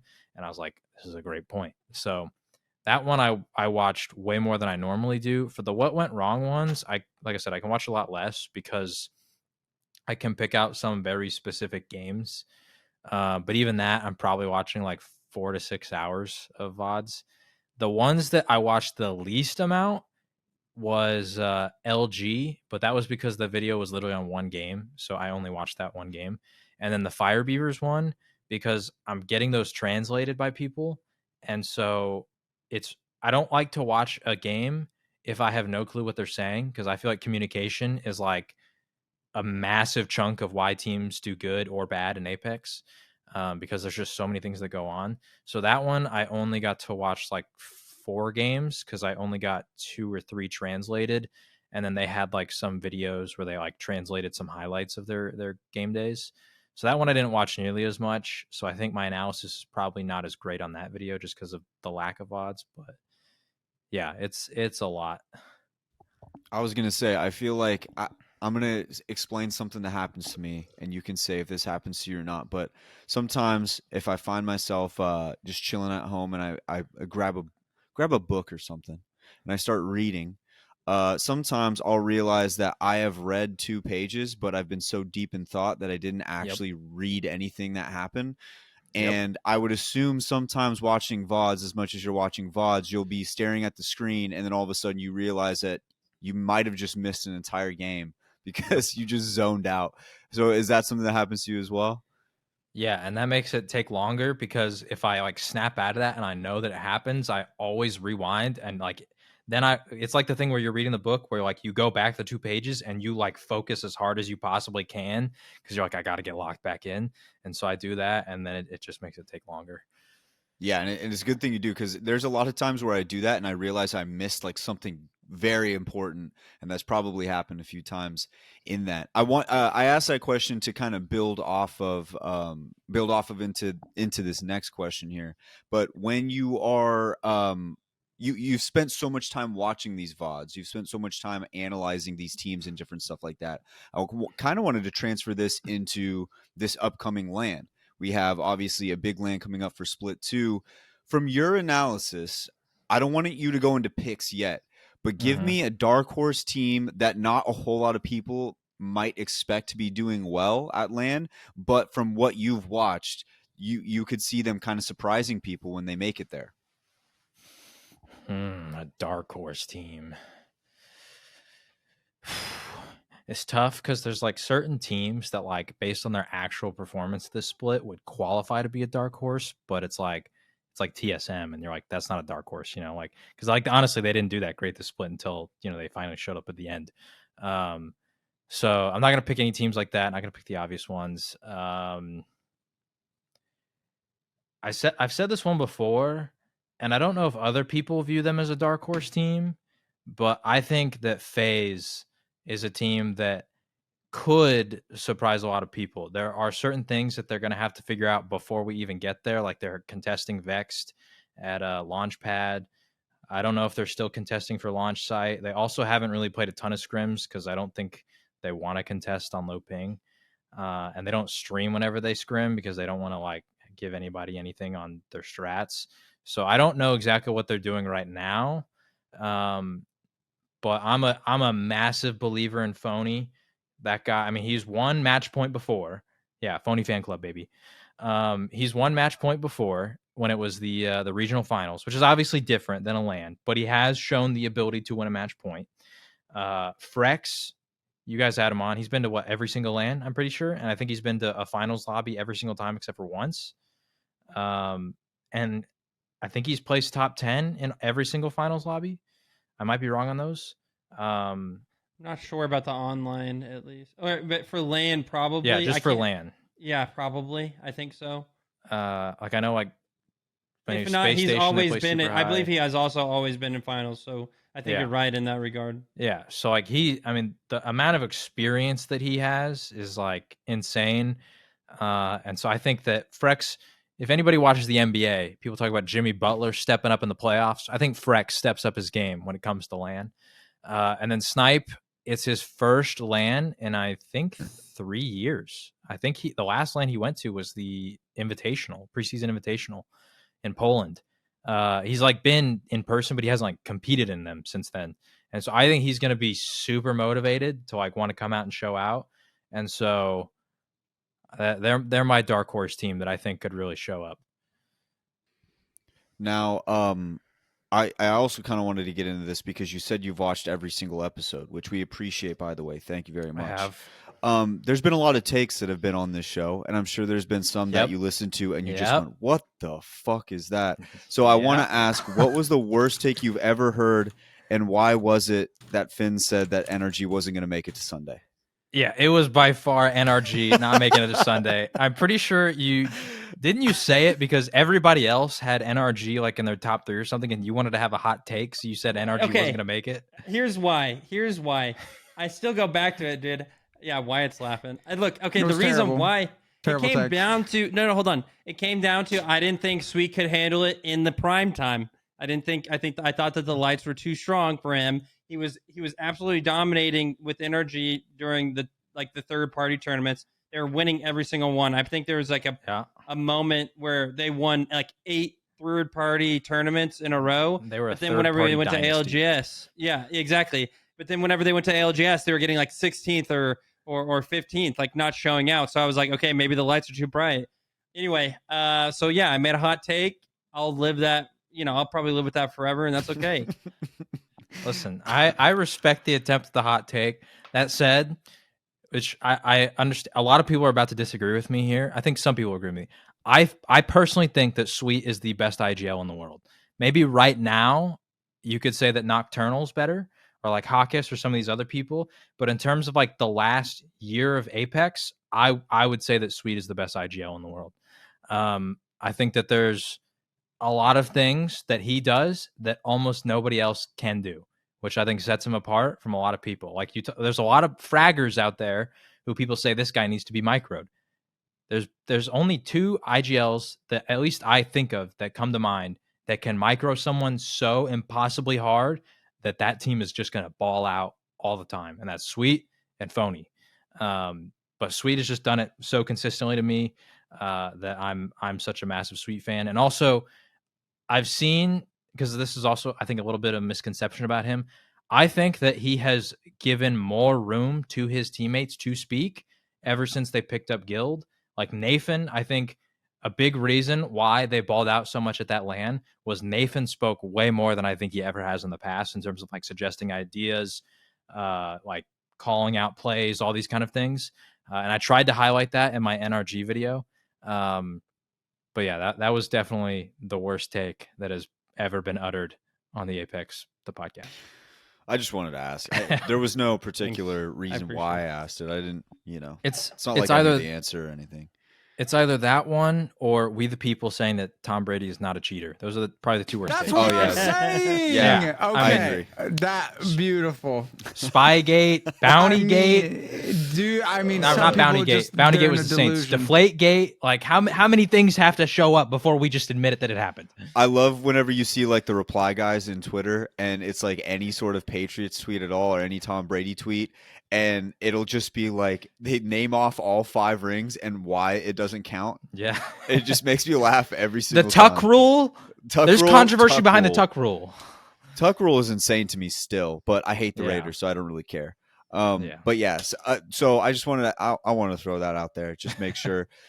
keeping on the same vein of NRG, we asked this question a few weeks ago. I think Finn asked it, and he said, "If NRG doesn't do well at this LAN, what do you do with this team?" And I think Enoch had said something along the lines of like Nathan and Sweet are going to stick together no matter what. But hypothetically, let's take it into like, what do you think the problem is here? Up to this point. Now, obviously, they can go out and ball out here, but up to this point, what do you think the problem has been? Do you think they need to switch up the roster? Do you think like what's been going on with NRG to make it to where Sweet hasn't been able to win that big one yet? I find it. I don't know. I can't wrap my head around them dropping anybody. Like Sweet's an amazing IGL. Nathan is one of the most mechanically talented players we've ever seen, and he's like only getting better when it comes to like the support and all these kind of things of playing Seer and all this stuff. And like I said, he's getting more vocal, which I think is awesome. I don't know how you would drop Guild. Like a lot of people consider him the best controller player in the world. I personally don't. I think he's top 3 for sure though. So like I don't know Who's your how top like 3? to me. Naughty. Sorry, Naughty's not in there. In no particular order. I love Naughty. I think he's got to regain his confidence. I think that he is so much better than he believes that he is. I think, honestly. I think he does have the ego that like he's amazing, but I don't know. I think he's just got to regain the confidence. In no particular order, because I can't decide between 1 and 2. I would put Guild at 3 and then Effect and Verhulst. I want to say Effect is number 1 because the plays that kid makes are just insane, but we've never seen him do it on LAN. Verhulst has won a LAN. He won, things in North America multiple times. So I'm not going to put an order on those 2, but that's my top 3. What was the Not other even question including Hal. That's crazy. I think Hal's amazing, but I'm trolling. I mean, if Yeah, y'all go watch that. If y'all go watch that 1v1 tournament, then that's all I'm saying. Okay, now this is well, before we get in, sorry, I don't mean to interrupt you. No, you're good. You're good. I was wondering what before the controller thing. You were talking about what do we do with NRG? Yes. I think if they do bad at this LAN, you still got to run it back for champs. Like there's no way you can make a roster swap or like any major change and expect them to then do well at champs. Like I'm just a really big believer in consistency. I hate in like in global soccer where like teams will get rid of their coach after like 1 year. Like I think you need time to really build, and we can't ignore that like Guild only joined this team, like 2 splits ago. I mean, I guess we're still in the second split. So he joined in split 1. It's not like they've been together for 3 years or anything. So I think you have to run it back through champs, even if they do bad. And also I think the fact that they got second place last LAN, like kind of buys you some good graces of like, okay, you can have a bad performance. It's fine. Like you still balled out last time. And maybe you could chalk it up to like the meta change or something. But then if they do bad at champs, like I said, I don't see a way that you could feasibly drop or change anybody on that roster and upgrade the team. So as long as there's not like chemistry issues or vibe issues, I don't think a roster change would be the biggest thing.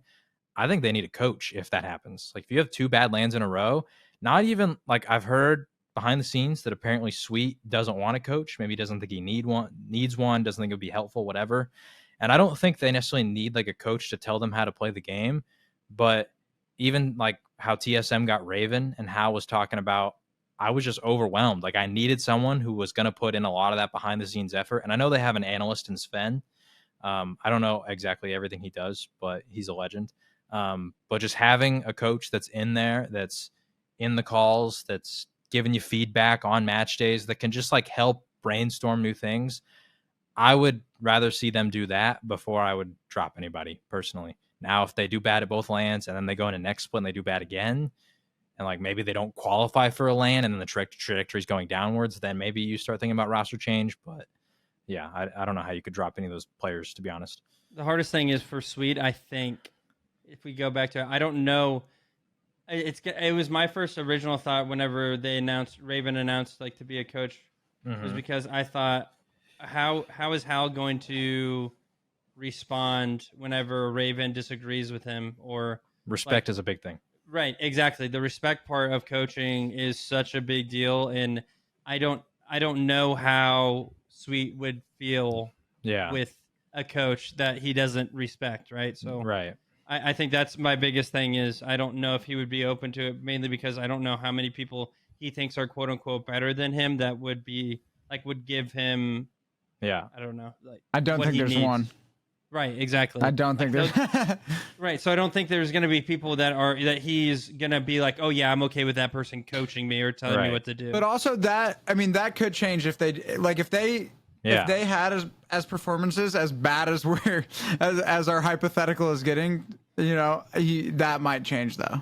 Yeah, I will say they were second last land. They could come out here and ball out like Yeah. they haven't done bad yet, so No, we're they're getting a little like- ahead of ourselves. Yeah, our hypothetical is like, oh yeah, if they do shit the next 3 tournaments they play, Yeah, I feel like Sweet would probably be in a little bit different place in terms of his confidence as being able to do all of the roles that he's basically doing, because it seems that he's putting in a lot of like the coach roles as well as the IGL, and so right now he's able to comfortably deal and manage those and balance them both.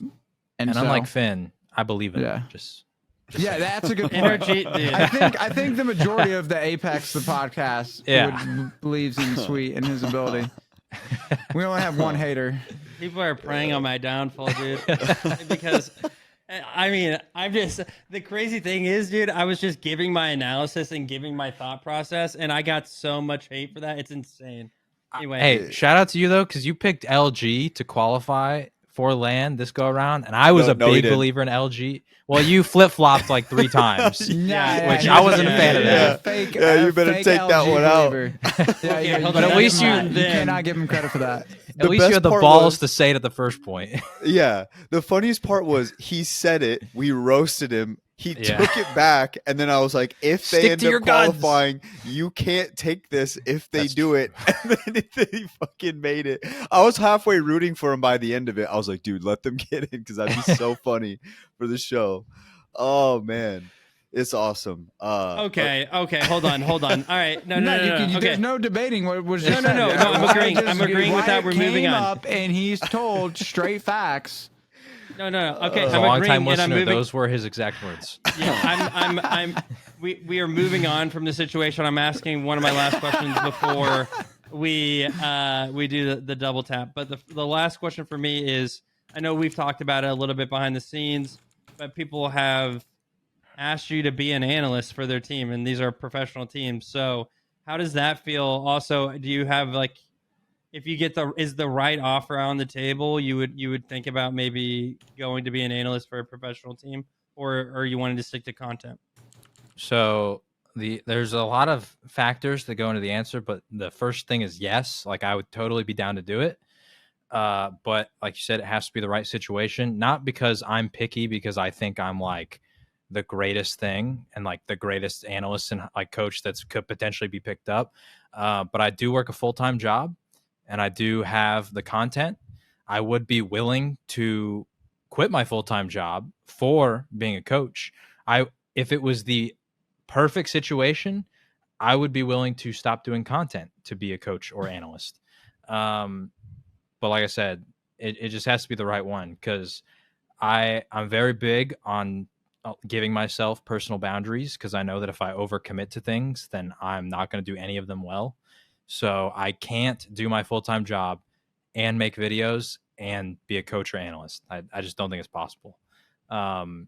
Because the videos take so long, because I have 40 hours of my week that like I can't commit to Apex. And so then I feel like I would literally have no life if I did those 3 all at the same time. I think it's probably, I've kind of accepted that if I was probably going to be a coach or an analyst for like, especially like if I was like on a signed org or something, that I probably couldn't make videos because that's free information about other teams. And especially if I had behind the scenes information, I definitely would not want to include any of that kind of stuff, because I don't want to help anybody else if I want to only help my team. So that's why I'm like, if I had to stop doing content for trying this out, I would totally be down. But it has to be the right situation because of those things. But I have talked to like 5 or 6 different people about it. Nothing has really come of it yet. Only one was actually an official offer, and it wasn't a pro league team. So that's where I was like, it's got to be the right situation because, a CC team, I'm not gonna if I was getting paid, it wasn't gonna be enough to quit my job, and so then that's where I'm gonna have to do all three, or I'm gonna have to drop the content, and I'm like, I don't know, with the momentum I have, I don't think it's necessarily worth it unless I'm like in pro league on like a team that I really believed could like do big things, So, like I said, which I guess this is a question for you, Enoch, because I don't fully know what all coaches do. So much of it is behind the scenes. So sometimes I like discount myself on if I would even be good at it. I think I would be, but there's some things that I'm not sure exactly what coaches do. But yeah, that's the long answer. And yeah, Enoch, what do coaches do? What do you do behind the scenes?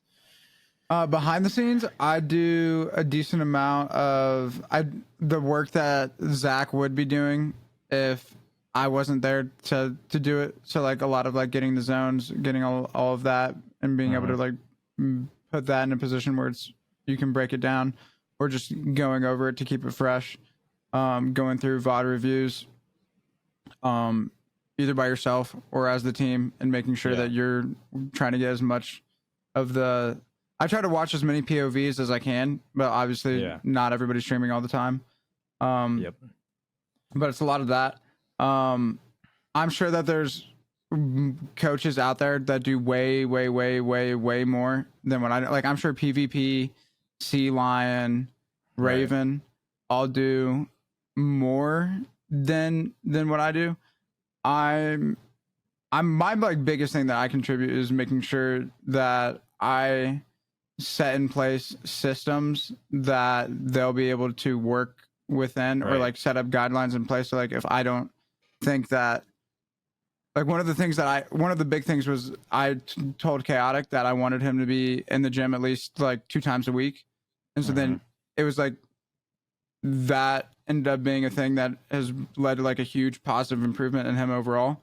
And that's just something he probably wouldn't have done unless I was like, as his coach, saying like, hey, I think this is important that you need to do even if you don't want to. And there's like a decent amount of other things like that I set in place with them that I think will overall lead to positive outcomes in game.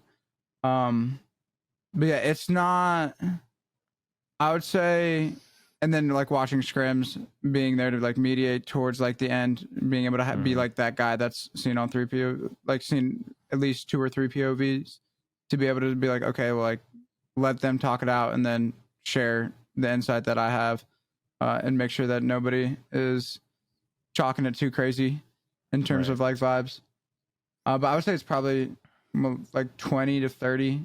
And then I would say guys like PvP and Raven probably just absolutely like lap me, and it would make it look like I'm just like not as like time invested as they are. Like they probably take it to like a whole different level. But I feel like they're different. I mean, it just depends on like the areas of which you approach it. Because I think the background that I have and things that I can provide to a team are very different than the things that like Raven and Sea Lion. And so it's just like a different style and different approach to it. Yeah. So yeah, I don't know. I think I could potentially be a pretty good coach / analyst. I will say I don't know what every analyst does. Like I comparing like Sea Lion to some other people. Like I think Sea Lion as an analyst is probably pretty different compared to some other ones. Because I know I've heard of some analysts on certain teams to where it's like they just kind of give you the numbers and the information, and that's kind of it. Like they give that to the coach or the team, and there's not really a lot of input. I feel like I wouldn't want to do that personally. Like I do think I could be good at it, but I would want to be involved with the team more.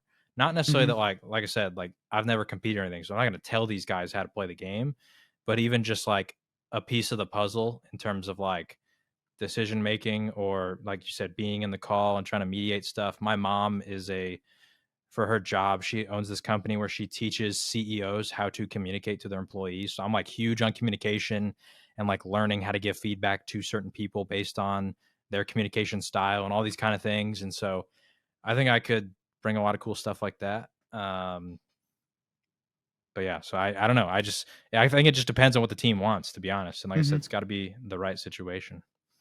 Yeah, I'm sure if it's something that I think like if it's something you're supposed to do, the right fit will come along, and it'll just be Yeah. like an obvious decision. So what do you do as your full-time job right now? I'm in marketing in the insurance space. Basically, the short version is my boss is a really good insurance agent, and he started a training platform to teach other people how to sell. He sells annuities, which is like a retirement thing.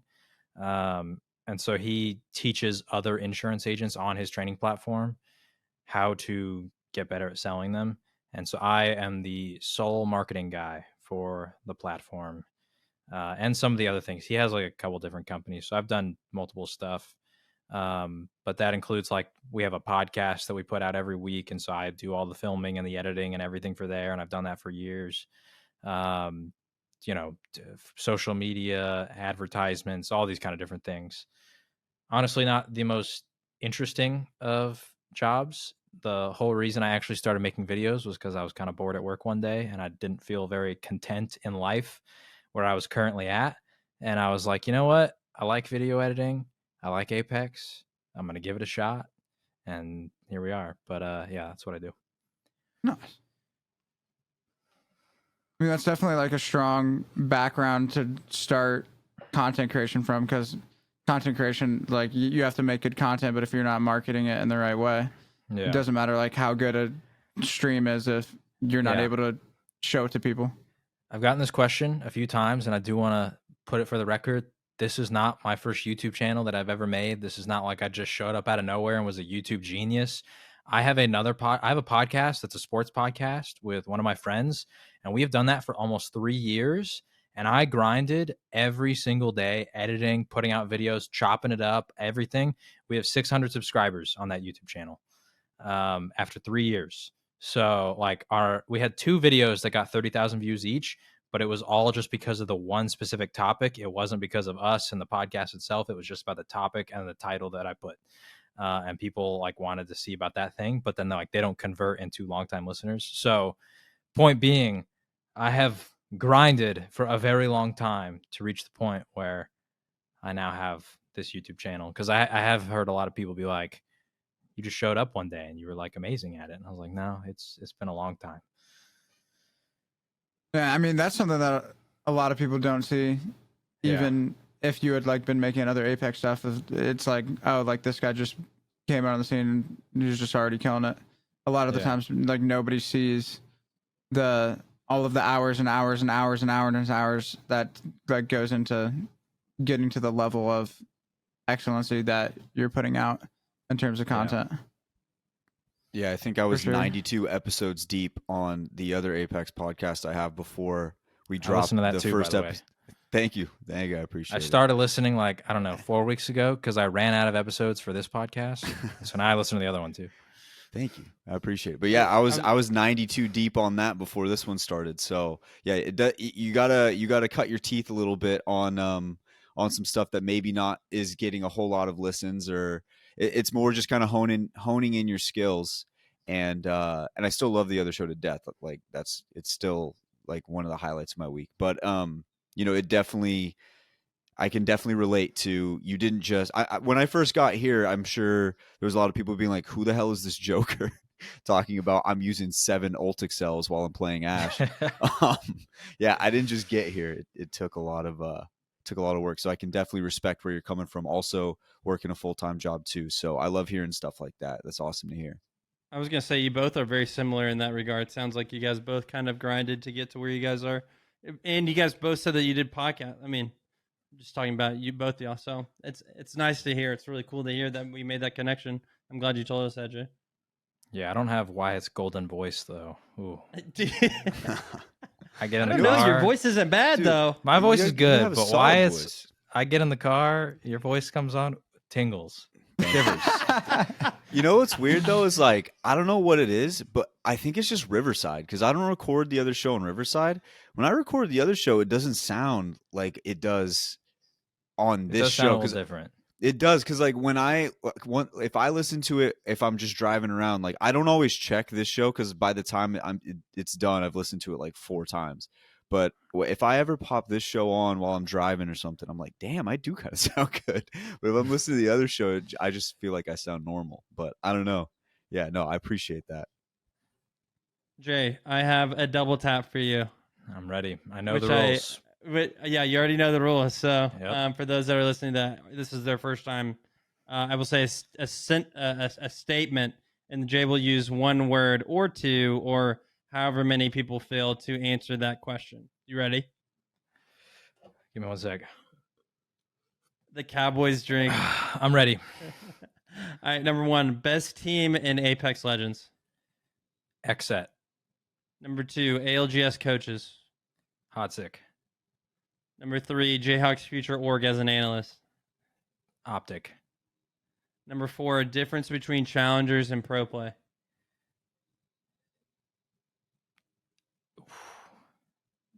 Commitment. Number 5, the Dallas Cowboys. Pain.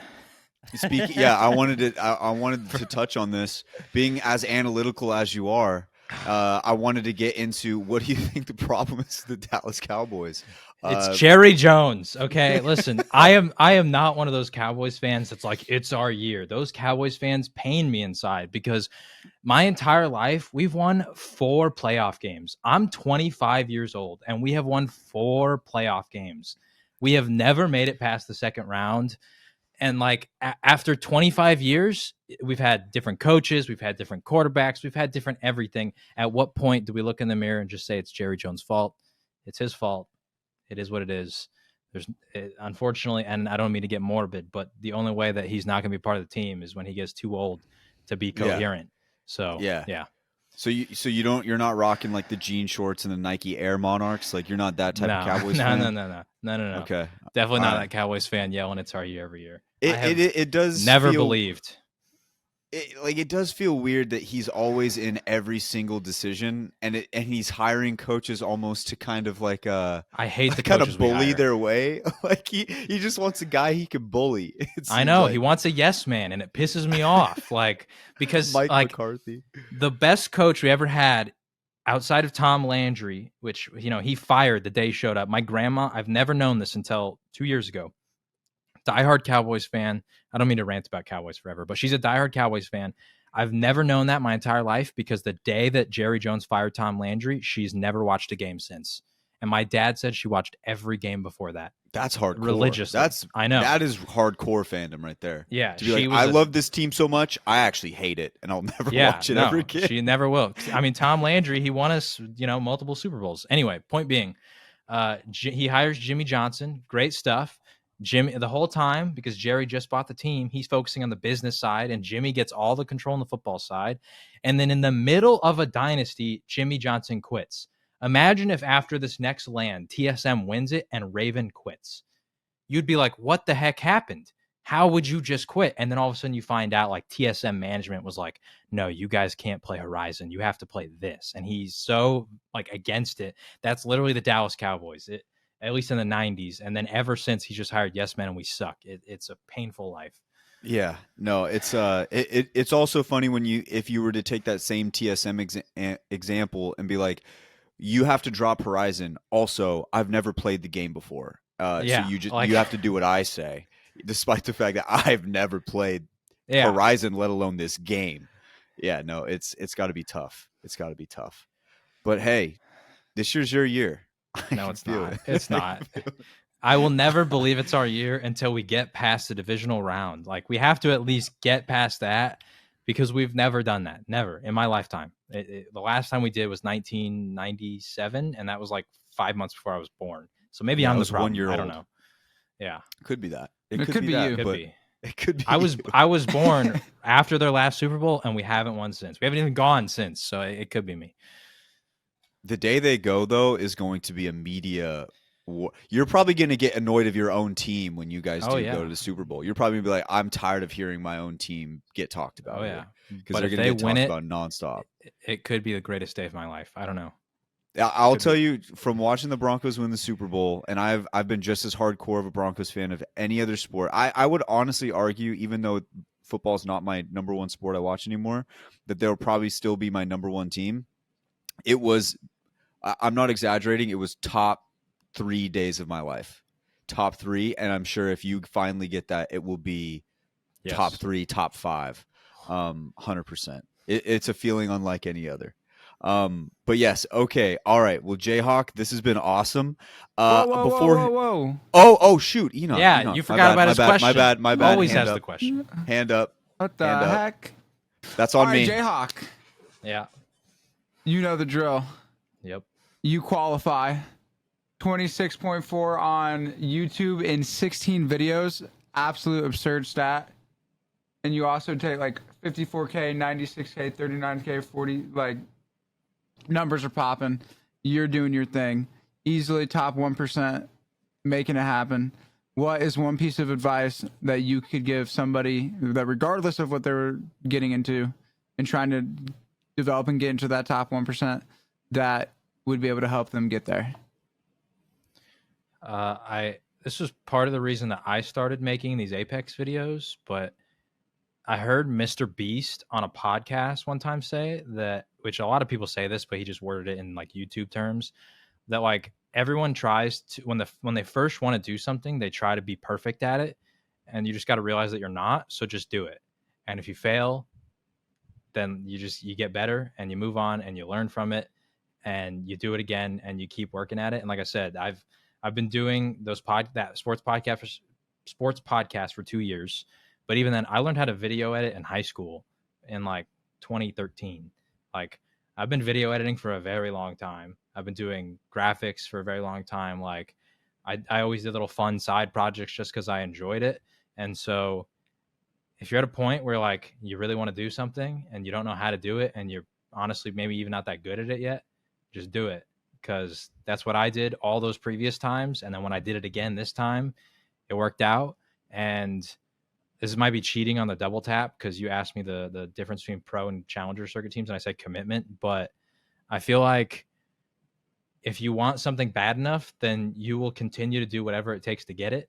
And although I don't feel like I've reached all my end goals, although checked off being invited on this podcast, I don't know. The idea of doing content or being involved in esports was always something that appealed to me. Like I said, Optic for the analyst thing. I've been an Optic fan like ever since I was a kid, watching them on Call of Duty, with Scump and their dynasty that they had back in the day.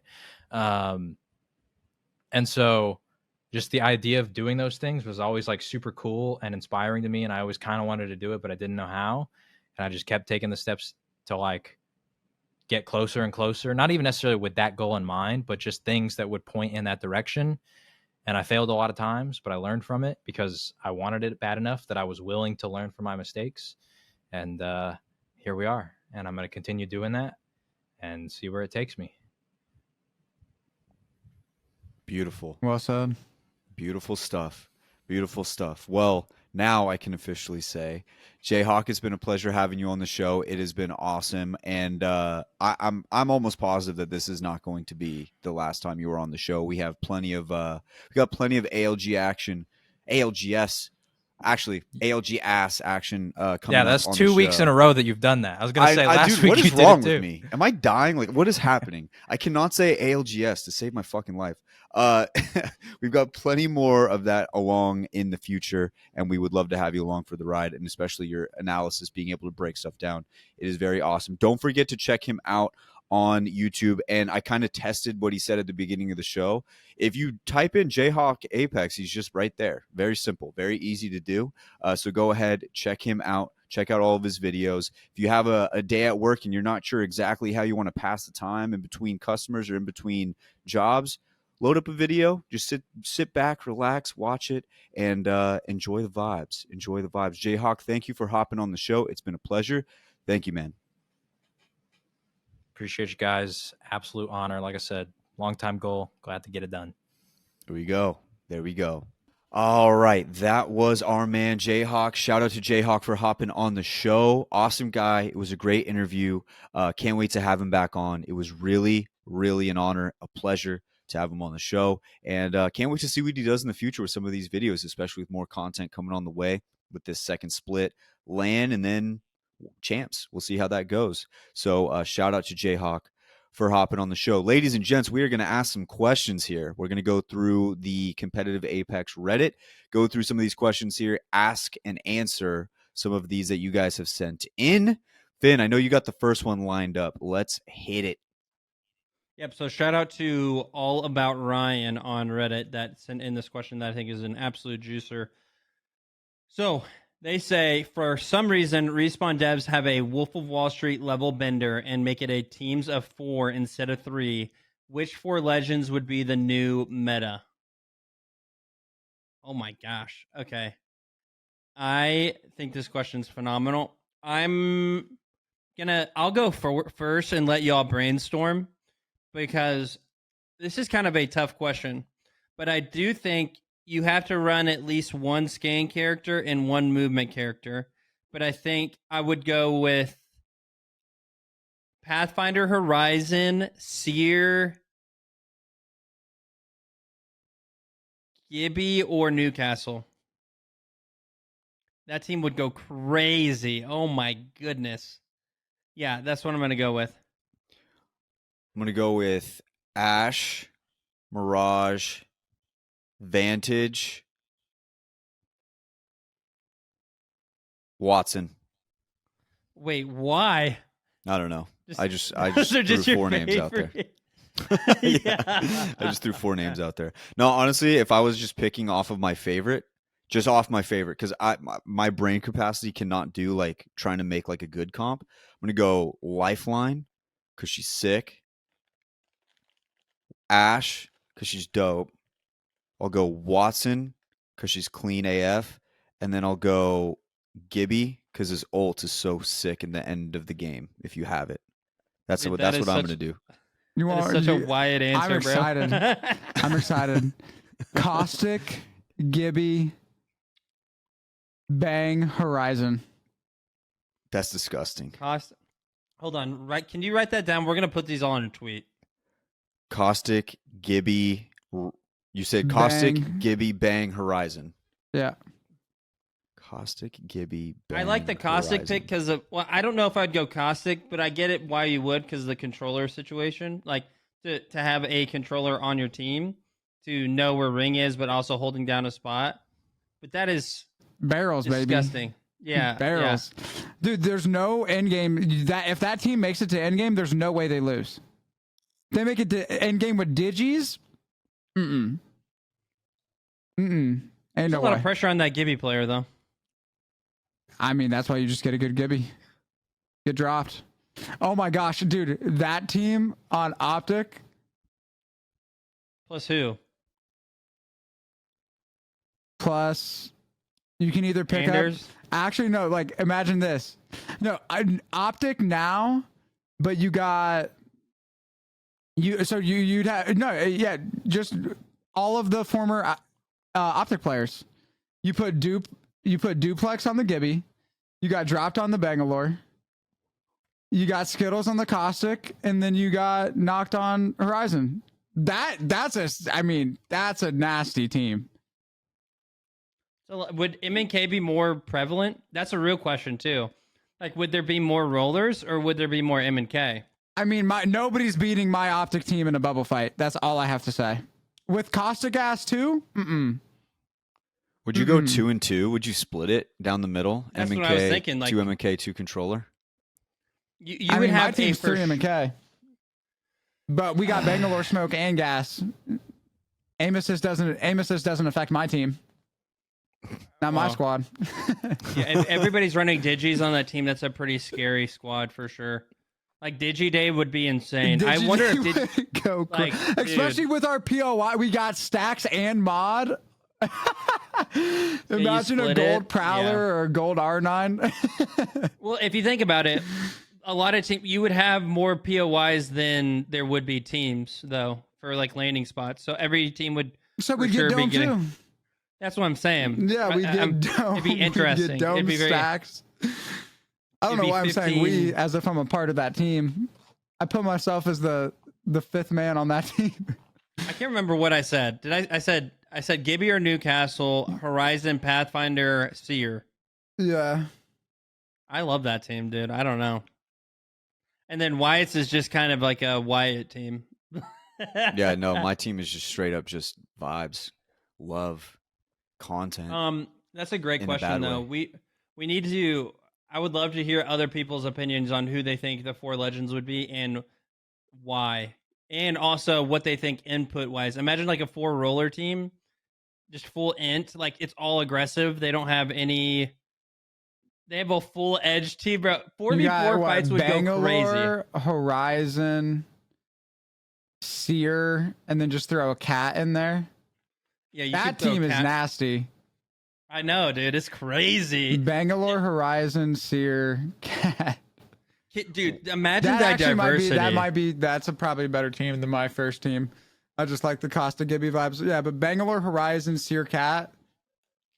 That's my new pick. That's Dude, isn't it crazy to think how That much team's different nuts. this game would be if if it was 4 legend teams than 3? Like, think of the variety that you would have. you would have there'd be at least one team playing hard zone, Rampart, Watson, Wraith, and then like what would you do? Seer? Just for walls?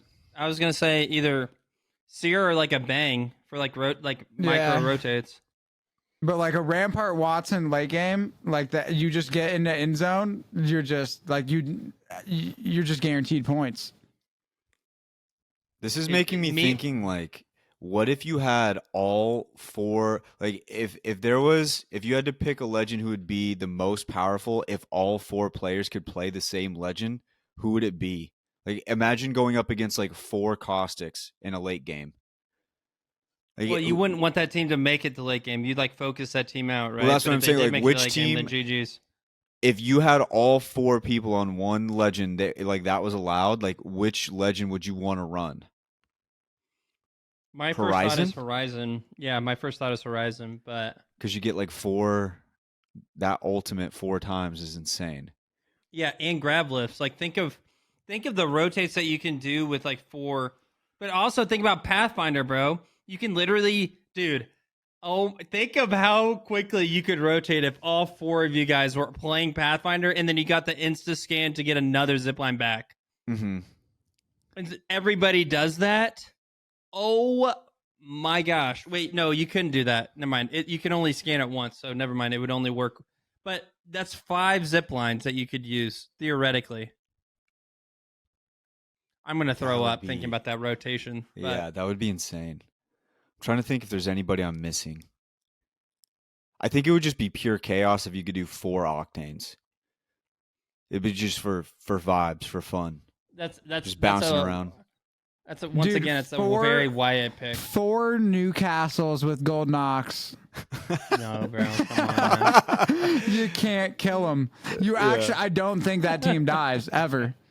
Like, I don't think you can kill 4 Newcastles who Yeah. all have Golden Ox. The only way they die is if they kill themselves. It's like I'm pretty sure I read like a fact that like lobsters don't actually ever die. They just grow so large that they can't move anymore, or something like that. Like I feel like there's lobsters that can live like a long ass time because they just keep growing. I think, but I don't know. That might be wrong, but that'd basically be what happens with like a Newcastle team. Is like the only way they go down is if they just kill themselves. Dude, that's the utility on that team would go crazy, dude. Yeah, the survivability would be nuts, but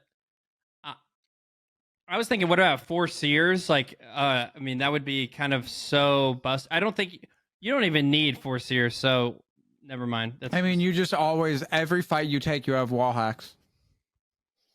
And it's like stacks. Like, you don't throw it all at Dude, one actually, time. no, 4 Seers is probably the most OP because you literally just have,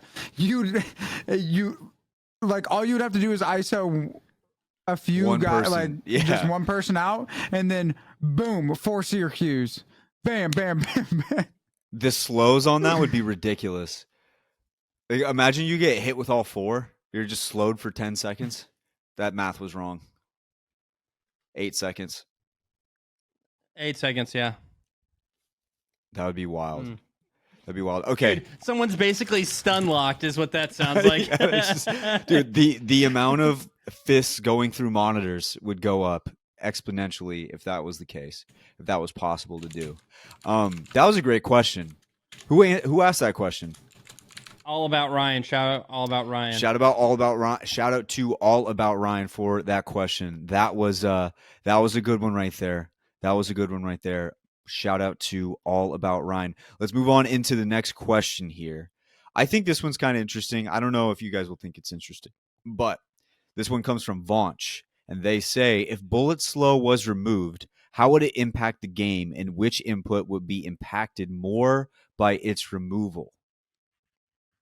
So bullet slow is basically whenever you get shot. I think there's a cooldown to it, but you get stunned whenever you're rotating, right?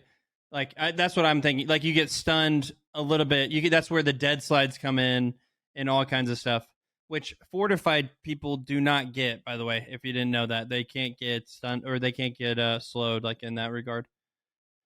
I don't know. I don't really know my answer to that, I guess. I think I'm pretty sure there is bullet slow. This is just my thought process. I'm pretty sure there's bullet slow because of the skill gap type of deal. Like they have it so that it's not over. Like if someone can, it's like it allows somebody to win a potential fight that they shouldn't win. I think whenever you have bullet slow on it, I'm thinking of flinch as well. Bullet flinch, like whenever you get shot, you know how your cursor kind of goes up, like it flinches. I think that's the similar thing. But I don't really know whenever it comes to bullet slow how much what impact it would be for both, because I think overall I think rollers already has worse movement by far. So I think it would just make it even worse, and then you get caught out on rotates, and then you would die. So in my opinion, I think it actually impacts more on roller than I think M and K, because at least M and K you can tap strafe, get away, even if you're slowed at that current moment. Anyway, I always thought there was bullet slow because the TTK was already super high, and it takes a while to get kills theoretically. And so they added that as kind of like a way to make it a little bit easier to like get the get a kill. kills. That's what I always thought. That could be. You could have nailed that. I have no clue.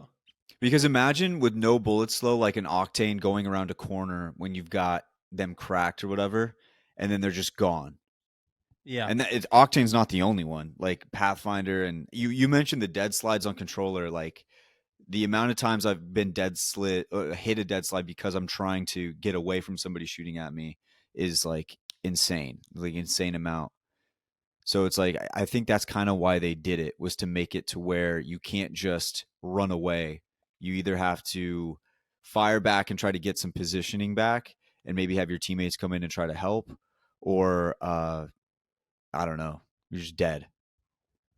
But I always felt like it was because you already have to use so much ammo to kill someone that they were like, we got to at least give a slow to somebody who is nailing I think it shots. is like it's got to be the skill gap, right? But the most frustrating thing is rotating and getting hit by a slow, and it's just like, man, I'm already in a bad spot, and then I get slowed. It just feels really bad, but that's part of rotating, though. That's part of the game. You know? I always thought that there was only a slow on heavy ammo, but that might be just like a myth. I think that was a myth. I think maybe at one point that was a thing, but I think now I don't think that that's the case. I also used to think that way too, Wyatt.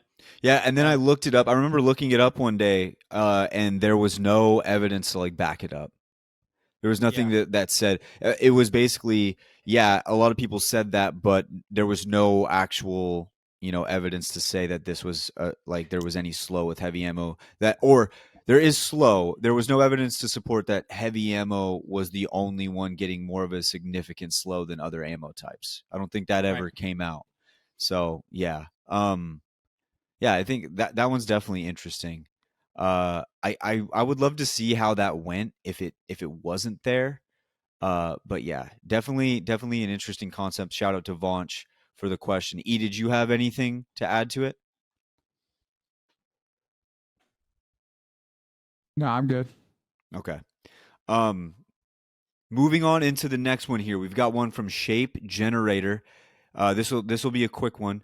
Do you think Wyatt will ever choose to team with anyone in his DMs? Want to know who he chooses to make his pro league run with? I'm not joking. I've actually gotten like a good amount of DMs of people being like, "Let me help you.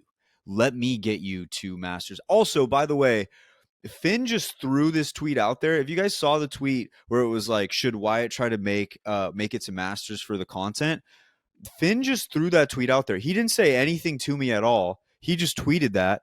All of a sudden, my phone was blowing up. I'm like, "Why is my phone going off?" And it was Finn tweeted that and was just like, "Hey, I think it'd be funny to watch this clown try to get to Masters."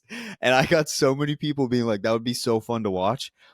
So yeah, definitely wasn't planned. Came out of nowhere. Finn just dropped that tweet on me, and everybody was banging my line trying to see if we could team. I don't know. I don't know if I would ever go with people who are just in the DMs unless I formed like a legit relationship with them beforehand. Because like if I'm playing Apex, I want to make sure I'm having like a good time as well with like people I know. But I won't say that I would never not play with people who are in my DMs. I'm definitely more inclined to play with people who are in like the Discord, to be honest. Like that's probably where I'd play with people more often. And I do a lot of like for banner we do customs and stuff. I play with a lot of those guys a lot because they're in the customs. So that would probably be where I'd go first, but I'm not going to say no that I would never play with anybody to like get to Masters from my DMs. It would just have to be like right place, right time type of situation. Because like we could have customs for our podcast. And so what we're saying is you should join the Discord. That's exactly what we're saying, Enoch. You should join the Discord, and then from there it makes it a lot easier for me to maybe I'll have like a process, like a draft. I'll like play with some people, and then I'll have like a pick each week. Pretty busy right now, but I would love to get down and definitely try to make a Masters run, although I don't know if it means a whole lot this season. We'll see though. We'll see. That was just a quick little question. Shout out to Shape Generator for that question. I'm going to go with one more here. I got Gorf Life. And they say, "What's up, boys? Hope you're all doing well. With Apex now having mixtape for a while, what are some modes that you would like to see be added? Could be similar to the ones in game or completely new." I think even if you guys don't play a whole lot of mixtape, I think there's a mode that you could add in that either you think would be more for the fun side of things or more for training and competitive and honing in your skill, honing in your gameplay. I have one that has nothing to do with either of those. I just have like a very sentimental game mode. I want third person mode back. We only got it for 2 days because it was during that like grand soiree event where each LTM was like 2 days and then it went to a new one for a week. I want third person mode. Third person mode was so fun. And you could do third person mode TDM. You could do third person mode gun run. I don't care. I just want third person mode because it was fun to run around and different guns became good in third person mode. And it was wild and it was crazy. And the plays, it reminded me of almost said Overwatch. It reminded me of Uncharted 3 and that online. I want third person mode back. What do you guys want to see? It could be like I don't know, capture the flag. It could be some sort of like oddball game. What do you guys want to see in like a mixtape playlist? I would love to see a capture the flag. One of my favorite things about the OG Halo 3 days, and by OG I mean just like when we used to throw like the throwback customs with the boys, when we would play just the absolute like sweatiest, stinkiest capture the flag matches you've ever seen non-professional Halo players in your life. Because when you got the boys going against the boys and you got pride and ego on the line, dude, it was in bad. An objective game mode such as capture the flag, it is exhilarating. Dude. Also, Enoch was a rat and would play as a arbiter or whatever. So like he would literally be an alien. Everybody else is a human Spartan, and then Enoch's a dinosaur, bro, and he's walking around. I'd be so. Jen was with me, right? There's at least one Yeah, other you. person. Sorry, my bad. Yeah, Gent was too. You guys were both rats. That's my my bad. dog. Yes, sir. Yeah, you and Gent were ride or dies in Halo 3. Arbiter Nation. Dude, in Halo 3, why would you not play as an Arbiter? Why? You can't. There's no good Because reason that's to not part of. That's not MLG approved. But you know what? We let it happen. And then people got pissed, and then we'd just go play the fun custom games, like shooting rockets from like really far away, or like the. Well, yeah, because all you would do is crush sniper, power up and crutch. He's like still mad about this. He's still mad about this. I want everybody to know. No, this man Finn, he thinks he's good because he crutches power weapons. It's crazy because like the only guy who knows the spawns. He's the only guy. That's not true. That was not true. I was dominating those Halo 3 those. I was like he dominated the spawns of the power weapons and the invis, and yeah, he dominated. That's part of the skill, bro. I mean, come on, that's part of Halo. No, that's fair. That's fair. Yeah. Yeah, good talk. Anyway, I had a good time in those games. No, I want to see like a hard point. Finn's definitely top 3 non-debatable Halo player in the squad. In the world, really. Yeah, in the world, Maybe. Basically.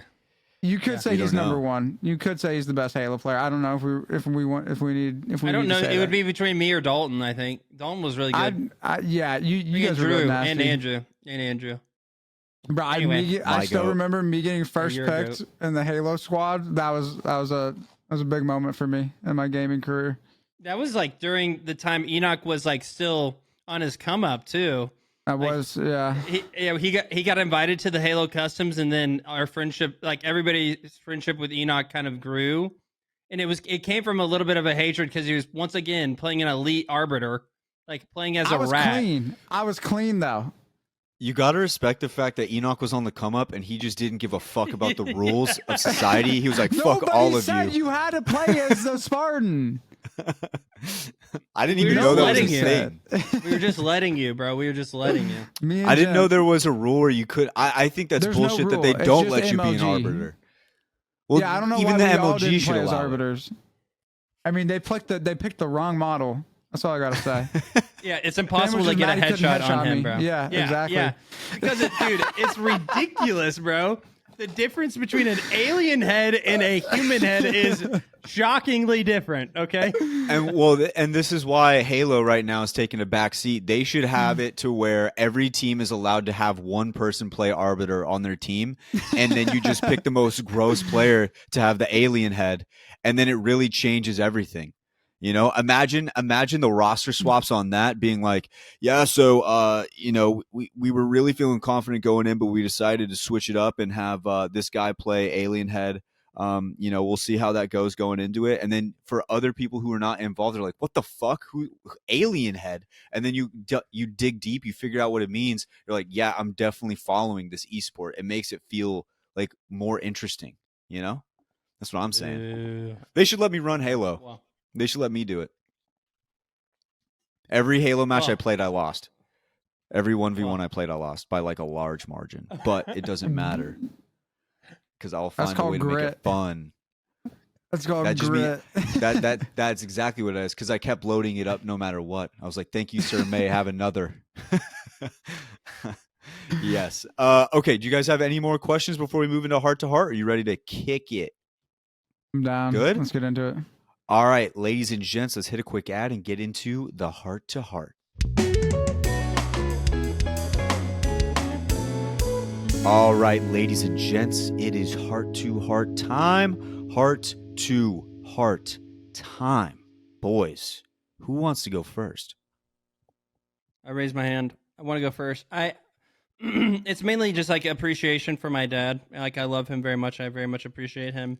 I don't know all the sacrifices that he's made for me and my family, and I am blessed to have, a good, a father that's in my life and is, trying, his best in a way to be a great father and a friend. So I appreciate that. And so I think for me is more of a gratitude, heart to heart for my dad. And I think I could have said the same thing for my mom, and I should have, but Yeah, my dad. Excuse me. My dad's great, and I love him very much. And I think if you have a great father in your life, you should definitely. I'm sure you told him on Father's Day, but make sure that you give him a call, send him a text, say, "Hey, I love you. I appreciate you, all the sacrifices you made, and the love and the care." And for those that don't have that, I,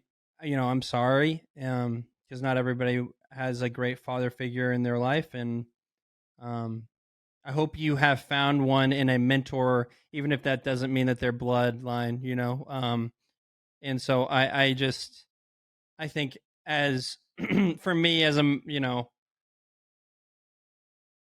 27-year-old male in my life, I'm very glad that I was able to have a father that cared for me and wanted the best for me, and made sacrifices to keep to keep a roof over our head and food on the table. So that is my heart to heart, and yeah. Shout out, Dad. Shout out, Dad. Shout out, Yeah, Dad. I'll follow up. Mine's kind of along the same line too. With my dad. My dad's very interesting. I don't want to go too deep on like the sentiment because I feel like I've talked about him like already 3 times in the heart to heart on how much he means. I just want to tell funny stories about my dad. Not even really a funny story, just how he is and how funny he is in honor of Father's Day. So my dad is he has had, I can count probably like 26 separate hobbies that he's gotten into in just my lifetime. And there was probably more before that. I just want to list some of these off and show you how crazy and how weird he can be with his hobbies. And then I'll lead it up with his hobby that he's into right now, which doesn't even make any sense. But since I've been alive, this guy has become a licensed scuba diver. He got really into biking, just riding a bike. He riding it everywhere. Got like a special bike. He got really into fishing. He was really into making his own ammo. He was really into he got really into gaming, like PC gaming. He's the reason I have a PC. He built mine. He built his. He also built all of my friends, like all of them. He just built all of them.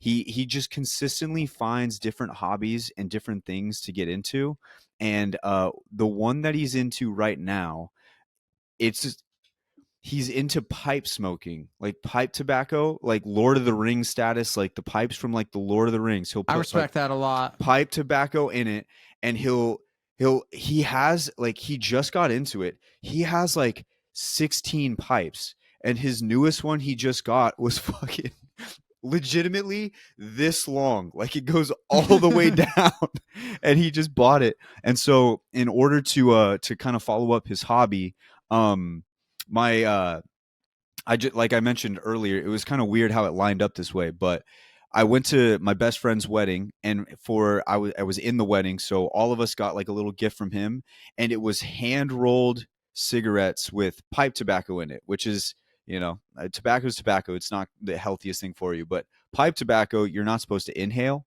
It's more like a cigar, right? Like so you just like leave it in your tongue, blow it back out, and that's kind of what my dad does with his too. So I came over like late at night with my little cigarettes, and I went over there, and I'm not really a smoker either. I just did it because he was like it's what his new hobby is right now. And so I like walked up, went into the back. I knocked on the door. He opened it. I was like, "What's up?" I was like, "Hey, I got these. If you want to go out back." Grabs his fucking pipe, dude. He's out there just he is like obsessed with it right now. It is so funny. He has so many different colors. He has so many different kinds. He has like 7 different flavors of tobacco. One that like actually like knocks you out, like puts you on your ass to go to sleep because it's like it's like smelling salts. Like you smell it, and you're like, oh God, and then you like fall asleep. So that was my cool thing. My dad is just obsessed with different hobbies and all of the different things you could do. And it's been crazy to watch him go through all of these different hobbies like as a kid. And I've noticed myself doing the same thing in my own ways. I'm not to his status yet because obviously I don't have the funds to do it, but he is a psychopath. He's an absolute psychopath, and I love him and appreciate him very much. But I'm gonna be keeping close tabs on his pipe smoking one because this might be his most intense one up to this point. I don't even know. Like, I think he buys more pipes than he actually smokes them, which is just funny. Like, he just likes to collect things. He also bought, to go with his pipe collection, he bought a library of leather bound books. He bought this thing. It was like the top 100 like best books of all time, and they're all leather bound. And he has a little library. He bought a pillar, like a white pillar that goes up next to this leather seat inside our house. He made like a little like library / pipe smoking room inside the house. Another psychopath move. And he just has it all sitting there. And I walk inside, and he's sitting all sophisticated up in his leather bound chair, smoking his pipe, reading a book with his reading glasses, which is just a 180 from how he was when I was growing up, which was he would come home in his bright orange, like construction work, like shirt with like a big gulp, and we would sit down and watch The Simpsons. Complete 180. He's just completely changed. Like he is a testament to, you can do whatever you want in this life. You just have to be willing to make the change and try new things. He's done it all. So shout out Dad. He's also going to be my heart to heart this week. Just a psychopath, but he's so funny, and it's fun watching him do all this stuff. So that is my heart to heart. Enoch, your heart to heart this week. I mean, mine is.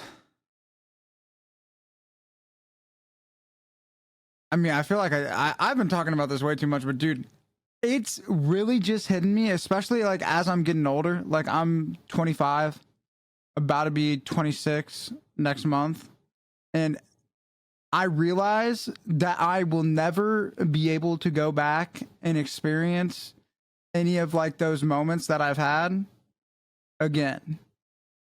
Like, you only get one chance at each and every moment that you get to experience. And so it's like, I know I talk about this all the time, but I'm really just doing my best to mentally recognize the fact that regardless of what's going on, I can make the choice to enjoy it.